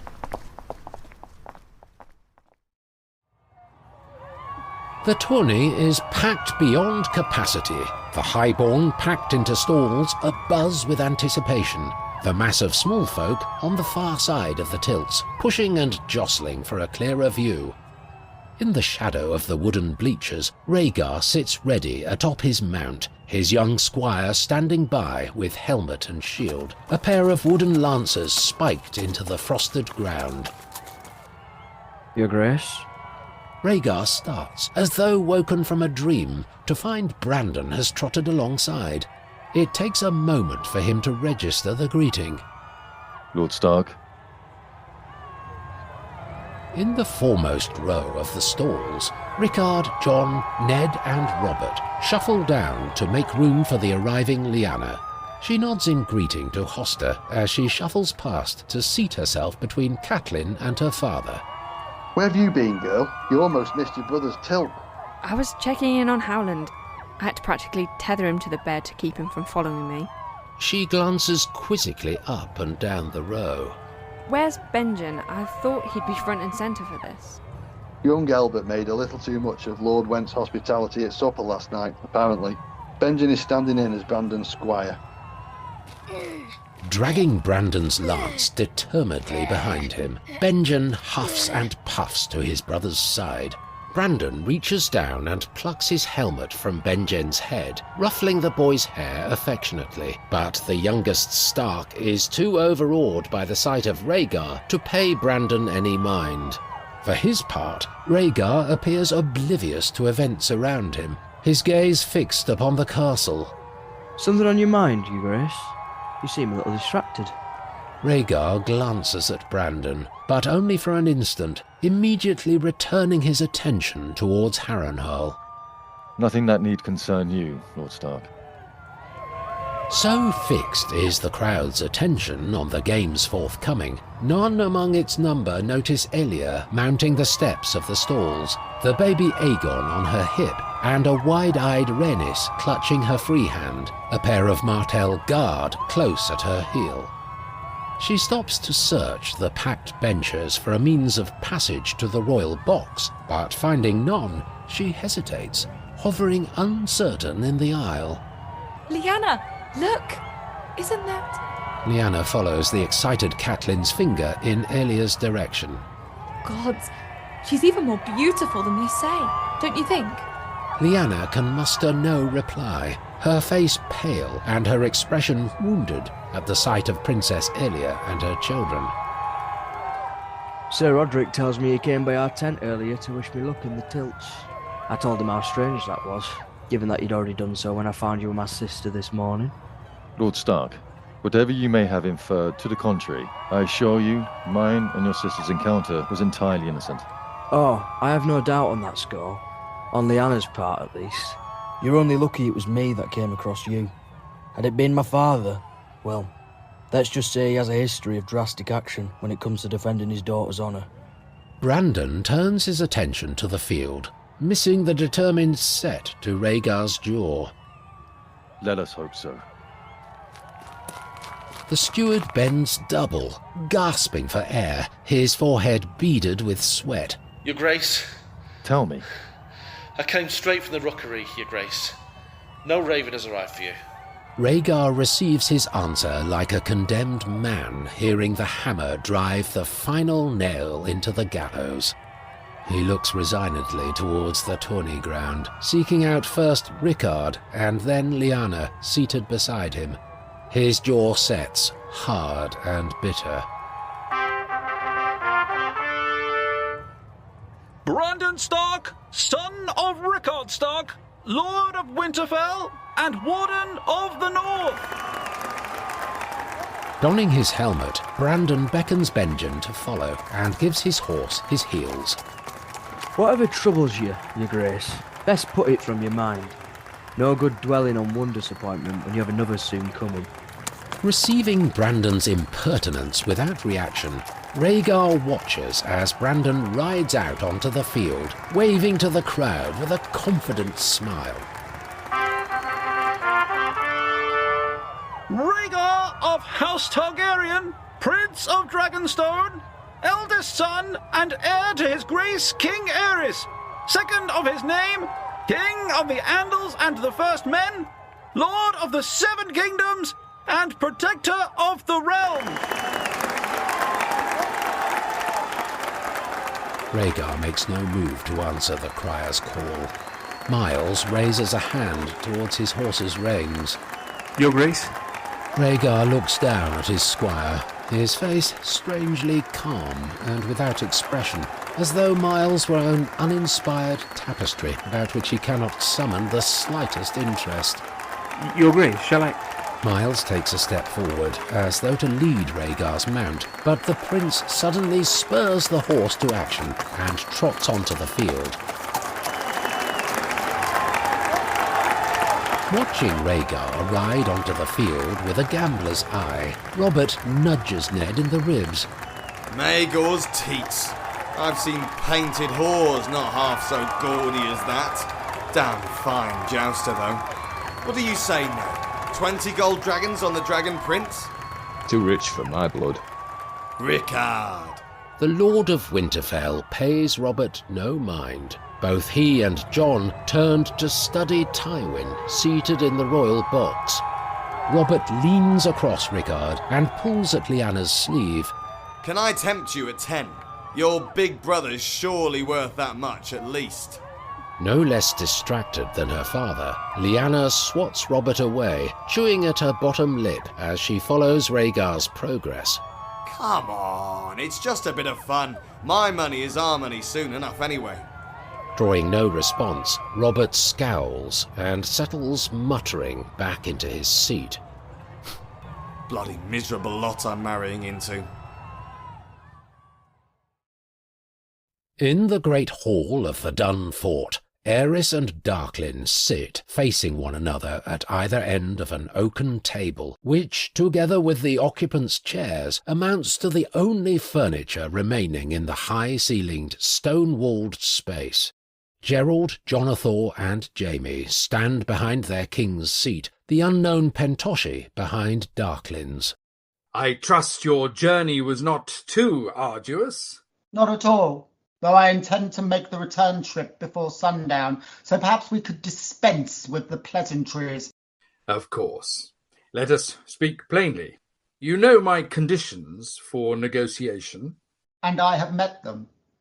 Here I am, in Duskendale. Your family may pass down through the generations tales of the day you summoned the dragon. As Aerys and Darklyn speak, Gerold performs a survey of the hall. He turns his head to look back at the door through which they entered, confirming for himself that it remains open and unguarded. He makes note of its twin, set into the far opposing wall, through which a servant entered, delivered a jug of wine to table, and departed, closing the door behind him. It must make a nice change, seeing the world beyond your red keep. When you're king, the world comes to you, typically. I suppose there's nothing to see that you can't learn second-hand from your small council. Though Lord Tywin has the country running so smoothly, I imagine you hardly even need attend council meetings these days. Aerys speaks through gritted teeth. Tywin is a most competent servant. Undertaking his own survey, Jonothor performs a double take and checks his attention back to the banners mounted on the wall 20 paces to their left. 6 banners in total, 3 the yellow, black and red of House Darklyn, and, in deference to their royal guest, the black and red of House Targaryen, the banners of the 2 houses repeating in alternating pattern. Passing these over on his first inspection, Jonothor's eye is drawn now to the irregular placement of the leftmost banner. Though easy to overlook from a distance, there exists a noticeably larger gap between this Targaryen banner and the Darklyn banner to its right, closer to 5 feet in width rather than the 3 that separates each of the others from its closest neighbour. In all honesty, I was almost sorry circumstances necessitated my insisting upon negotiating with you rather than your hand. Tywin is not a man I recall with any great affection, but when it comes to business, one cannot deny he distinguishes himself as a man quite apart from his peers. Direct and dogged, for sure, but meticulous to a fault, and never without sound reason. A man that understands the noble pragmatism of compromise. Darklyn pauses, inclining his head as though struck by a sudden realization. That's not why you agreed to come here, is it? To prove you can resolve the problems of the realm without Tywin's help? Careful, Darklyn. Prove it to whom, I wonder? Not me, certainly. You'd never given me or my town a single second's thought until I sent your tax collector away with an empty purse. Tywin, then. Yourself, perhaps. Is that the truth of it, Aerys? It is customary to address a king as your grace. So intense is the focus Darklyn redirects towards Jaime, the young pretender cannot stop himself brushing at the underside of his helm to assure himself no hair has fallen loose. And it is customary for children to be seen, but not heard, sir. Unnerved, Jaime looks to Jonothor for support, but finds the Kingsguard's attention distracted. Something about that banner niggles at the fringes of his understanding. He shrugs, deciding his mind is catching only on the 2 foot of the Targaryen banner trailing on the floor, an obvious and deliberate slight on Darklyn's behalf. Are you trying to provoke me to anger, Darklyn? I invite you to a peaceful negotiation, and you arrive at my gates at the head of a small army. Now you have the gall to speak to me of provocation? Unnerved, are we? I'd have thought a man that's just realised quite how far beyond his depth he's strayed might think twice of speaking in so emboldened a manner. I am only respecting your wish that we speak plainly. Man to man, as it were. I am not a man. I'm a dragon and a king. Indeed. You are no man. One need only look to your elbow to see the truth of that. Aerys turns his head up to glare at Gerold, but the Lord Commander invokes the convenient commandment of his brotherhood and feigns deafness to Darklin's comparison. But you have neither the strength of a dragon nor the authority of a king. If I had need of either, I would look to your son for the first, and your hand for the second. You're making a good show of things for the moment, but if even half the rumours I hear of your critical faculties are true, the only use I could ever find for you would be as mottled fool to gibber nonsense and take pratfalls for the entertainment of children. His Grace's indulgence is not infinite, my lord. I would strenuously suggest you reconsider your current course. Not speak, White Cloak. Listen. Gerold narrows his eyes at Darklin's mailed protector. Interesting accent you've got there, friend. How is it a Pentoshi sellsword came to Duskendale, I wonder? I would admonish you both to remember your place. And I would not presume to instruct others in matters to which I am myself so vulnerable to correction. Did you ever have any intention of negotiating my charter here today? The king's taxes are not a request. They are a command. Your son made clear that... Prince Rhaegar is still naive in the hard realities of rule, and still too young and idealistic to realise compromise will always be interpreted by smaller men as a sign of weakness. When a man believes his king's commands are open to negotiation, it won't be long before his arrogance and ambition lead him to believe the same of his king's rule. I would not presume to instruct others in matters to which I am myself so vulnerable to correction.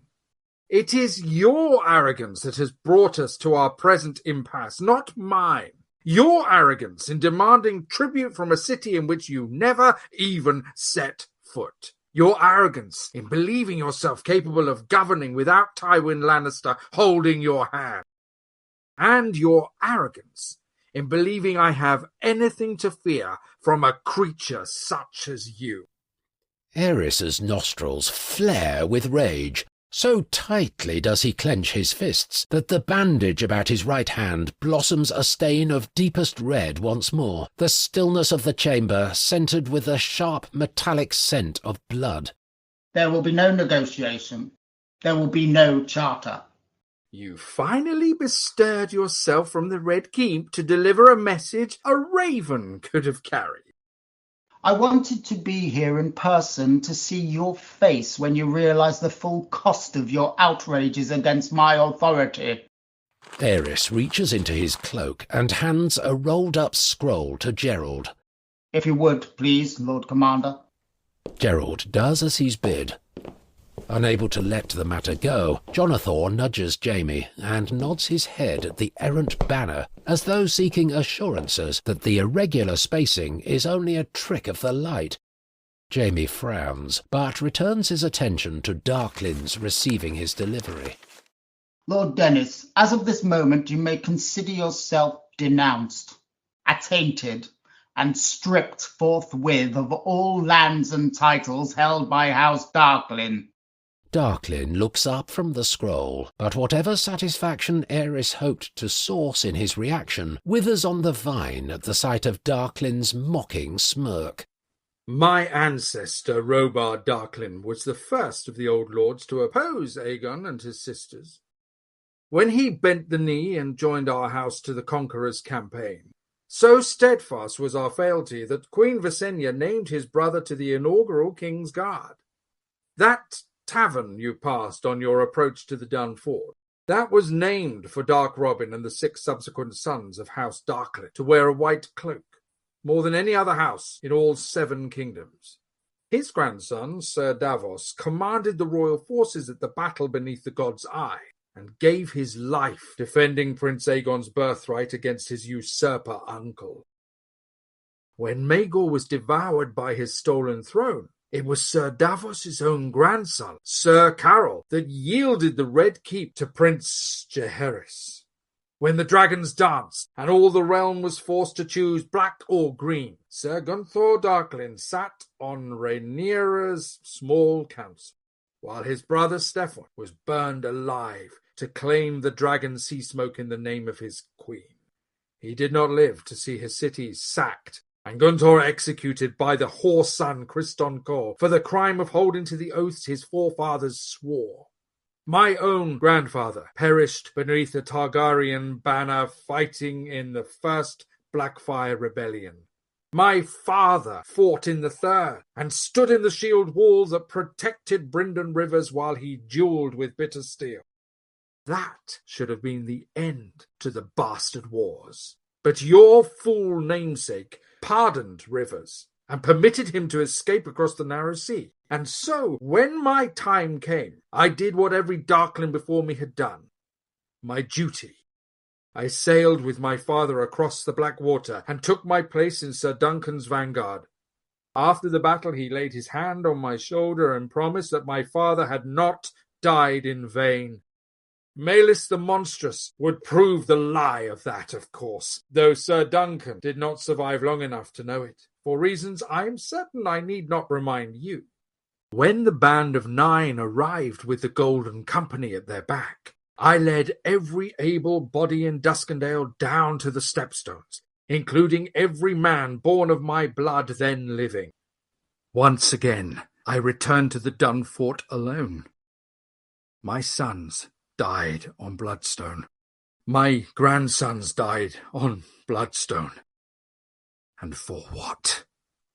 The unjumped dregs of some blasted wasteland half a world away? 300 years of service, 12 generations of sacrifice, and it all comes down to this. Slowly, Darklyn feeds the scroll to the flames of the candle set between he and Aerys.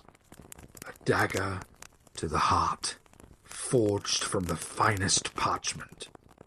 Those are the king's words. And what a king he is. The warrior king. The scourge of the Stepstones.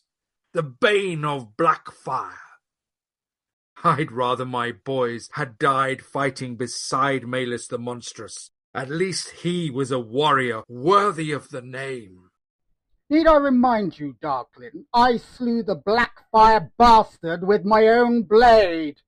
Darklyn's eyebrows arch in pantomime intrigue. Did you now? Aerys glowers at Darklyn, though his death stare is undermined by the shadow of self-doubt flitting at the corners of his eyes. At his side, Jonothor steps away towards the wall bearing the line of banners.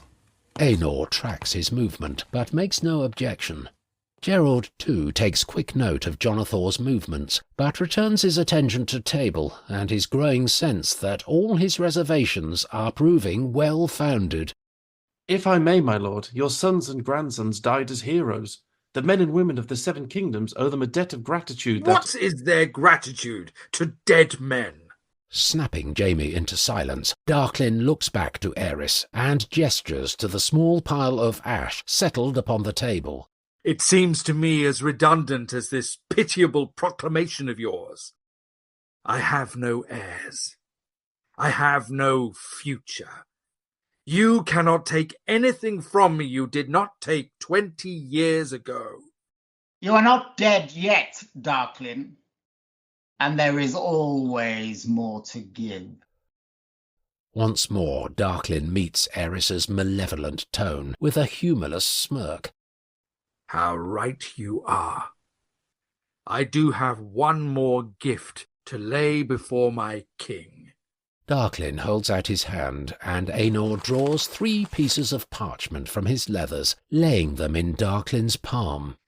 Tell me, do you enjoy games, your grace? For I have here in my possession 3 sets of instructions. The first, received several moons ago, commands that I hold you here in my dungeons, unharmed, until I receive word to release you. Aerys's face darkens. Jaime draws his sword, but Gerold points a commanding finger at the younger man. No, Jaime. He just made a threat against the life of the king. There is no crime in receiving a letter, but I would know who sent it. Calm yourself. Reluctantly, Jaime lowers his steel. Despite his words, Gerold's hand settles on his pommel, and he beckons to his brother. Jonothor. But Jonothor is aloof to goings-on at table, distracted as he is by investigating the mystery of the misplaced banner. The second arrived only a few days ago. It gives me leave to execute you in however unpleasant and prolonged a manner as best pleases me. Lord Darklyn, this game of yours is a dangerous one. I would counsel you... And the third? The third is still warm from the Raven's clutches. I confess I had little time to study its contents before your arrival, but it appears to countermand both its predecessors and insist on me taking no action at all against your royal person. Now, as to the rules of the game, I will reveal to you who wrote these letters, if you can guess the author. No conferring, please. Standing at the banner's tail, Jonothor holds out a hand, furrowing his brow at the draught of cold air tickling his fingertips. You think it wounds me to know Tywin has been plotting against my throne? That is no more a surprise than the knowledge that the cowardly old fool lacks the courage of his convictions. The smile that splits Darklyn's face grows so broad as to threaten the corners of his eyes, inflecting their aged milky whiteness with a sparkle of perverse delight. Oh my! And to think the maesters warned me such sweet treats were bad for my health. No, your grace, these letters did not come from one person, but from three. 3 different authors, all of whom, whatever their state of mind when penning these missives, were at one time or another privy to and participant in a plot against you. Lord Commander. Gerold turns at his name to discover Jonothor has pushed aside the heavy black fabric to reveal a doorway, an inky blackness filling the foot-wide space between frame and open door. His divided attention is summoned back to table at the sound of Darklyn's chair as the Lord of Duskendale leans back, spreading his hands in invitation, as though extolling some bounteous feast laid out before them. And there is my last, best gift to you, Aerys. The realization of just how despised you truly are. This life you have built for yourself upon the bodies of those you left behind on Bloodstone. Everything in this world you hold dear. All of it as rotten and hollow as your heroics upon the battlefield. Drawing his sword, Jonothor uses its point to push the door back into the darkness. He takes a step forward. I will die, a broken man, it's true, but I will die peacefully, at a time and in a manner of mine own choosing. When you die, it will be to the sound of everyone you've ever trusted, fighting for the right to boast that they drove their knife the deepest. Gerold turns back to Jonothor just in time to see his brother lean into the doorway, peering with squinted eye to discern the contents of the room beyond. Jonothor, stop! Every head gathered about the table turns at last to interrogate the cause of Gerold's exclamation. They watch as Jonothor takes a step back away from the doorway, ceding ground to the pair of crossbowmen stepping through the disguised doorway, their weapons trained at Jonothor's heart. A flood of armed and armoured knights surges past the crossbowmen, their bared steel raised and ready. Gerold and Jaime form a 2-man cordon at Aerys's back. In the same instant, Aenor flips the table over and snatches up a short sword strapped by rope to the table's underside. Aerys cowers in his chair, his face white with terror. Enough! Lower your steel. Never breaking eye contact with Gerold, Aenor slowly does as he's commanded, mocking the king's guard with a wink as he repairs to Darklyn's side. Sir Gerold, I only want the king. I mean you and your men no harm. Gerold steps in front of Aerys, the king feeling sufficiently emboldened behind Gerold's back to straighten his shoulders and peep out at Darklyn with what little dignity remains to him. Have you taken leave of your senses, Darklyn? I will have your head for this! Now is not the time, your grace. Save your breath, sir. This thrice-damned fool ignored your command on the stepstones, and hundreds died. He would sooner sentence you and your brother to die here in my hall than change his ways even now. Lord Commander, I command you to strike down this treasonous cur right this instant. You see, his own words condemn him. But they needn't do the same for you, Sir Gerold, not this time. Stand down and hand him over to me, and I will give you my word that you may exit my city without harm. I would never abandon my king, and I have no care for whatever that may cost me. And what of the cost to your men? I have 300 sellswords hidden away in homes on every side of the square. At my word, they will butcher your army like swine in a slaughterhouse. I will grant you a warrior's death, as is only your due, but not before Aenor here leads you up to the battlements, so you can see for yourself what your misplaced loyalty has wrought. Darklyn takes a step towards Gerold. Aenor opens his mouth to dissuade him from stepping within reach of the Lord Commander's sword, but Darklyn waves him away, inching slowly closer, as one might approach a wild animal likely to spook. You do know what they say, don't you? You must have heard the jokes they tell, the songs they sing. The bull that lost his balls. The commander turned a cow. The realm has been laughing at you for 20 years, sir, and all because of this false king you inherited from the grandfather you swore your sword. He and his friends made themselves heroes and made a fool of you. Lord Commander! All these years, bowing and scraping to the man that built his reputation upon the ashes of your own, fetching and carrying for the man that made the name Hightower something at which to scoff. Hightower. I know what he instructed you to do with Tywin Lannister's boy. I know he expected you to throw away your honor in service to his petty little schemes, and I know those schemes could well have killed your oldest friend. Gerold, please. You were far too principled a man to bend to his demands then, and I trust you are too pragmatic a man to bend to them now. Lead your men out of my city and live to fight another day, and for a king that may one day prove himself worthy of a man as good as you. All you need do is simply set aside your steel and be free.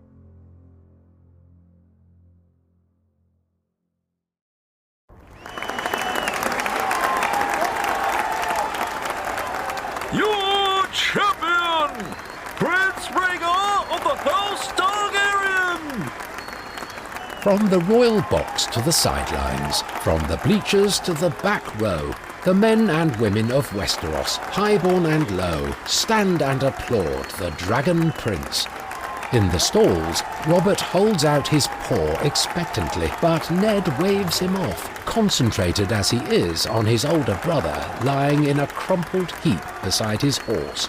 Lyanna clutches her father's arm, waiting with bated breath for any sign of life from Brandon. Catelyn similarly clings to her father, her face buried in his chest, too afraid to look. As though entirely deaf to the adoration raining down upon him, Rhaegar leaps down from his mount and hurries to Brandon's side. Brandon, can you hear me? Rhaegar motions for help, underwhelmed but not dissuaded, when little Benjen is the first to answer his call. Support his head, lad. We need to get his helmet off. Doing as he's bid, Benjen watches through teary eyes as Rhaegar slowly frees Brandon's head and places his own hands under Benjen's. As though roused from sleep, Brandon's eyes flitter open. Benjen? What time is it? Has Lord Tully arrived already?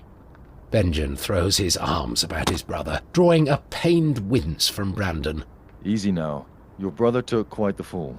Brandon focuses bleary eyes on the prince, the surprise plain on his face gradually replaced by a reluctant gratitude.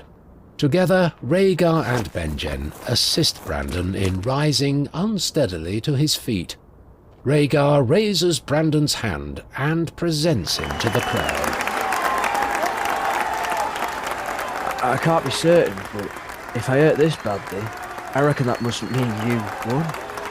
Waving sheepishly to the people, Brandon permits Benjen to lead him slowly towards the stalls. There, an overjoyed Catelyn embraces Lyanna, while Robert pats an ashen Ned brusquely on the back, as though to dislodge an errant morsel from his windpipe. Among the rhapsodies at Brandon's deliverance, Rickard alone remains stone-faced. He turns to Jon and receives a nod in signal. He places one foot on the wooden benching, ready to rise himself up. He looks back towards the royal box, seeks out Tywin applauding lustily beside the Wentz. Such is their celebration. None among Brandon's support realise Rhaegar's approach until the sudden silence of the crowds alerts them to his presence only yards away. The same does not hold true for Elia, the princess's proud smile sliding away into an agonised grimace, her head shaking in disbelief, and her heart falling fast as a sinking stone, as a seed of slow suspicion at her husband's intentions blossoms agonizingly into evidence. Back atop his horse, Rhaegar carries his lance tucked beneath one arm, a ring of flowers hanging from its point.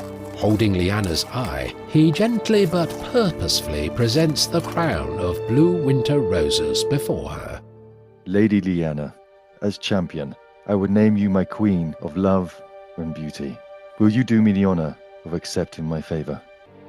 From the royal box to the sidelines, from the bleachers to the back row, the men and women of Westeros, highborn and low, stand astonished and appalled.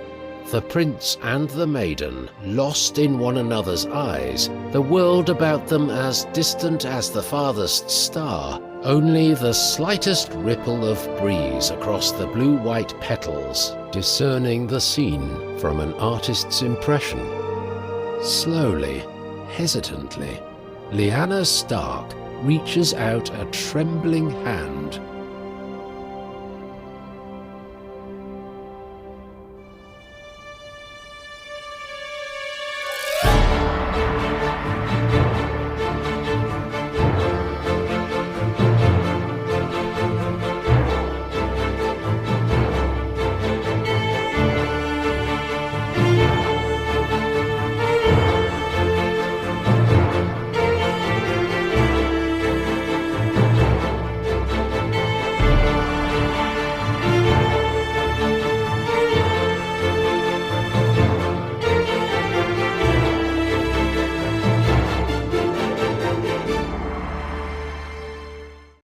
The preceding podcast was entirely a work of fanfiction. It was unofficial, unaffiliated, and unauthorised. Neither the podcast, nor any individual involved in its production, is now, nor has ever been, in any way associated with HBO, Game of Thrones, George R.R. Martin, or the Song of Ice and Fire book series. The podcast was, is now, and shall always be, entirely without profit. Neither the podcast directly, nor its makers indirectly, generate or receive any form of revenue or financial restitution that might otherwise accrue to the rightful copyright holders. The preceding podcast was entirely a work of fan fiction. We hope you enjoyed it.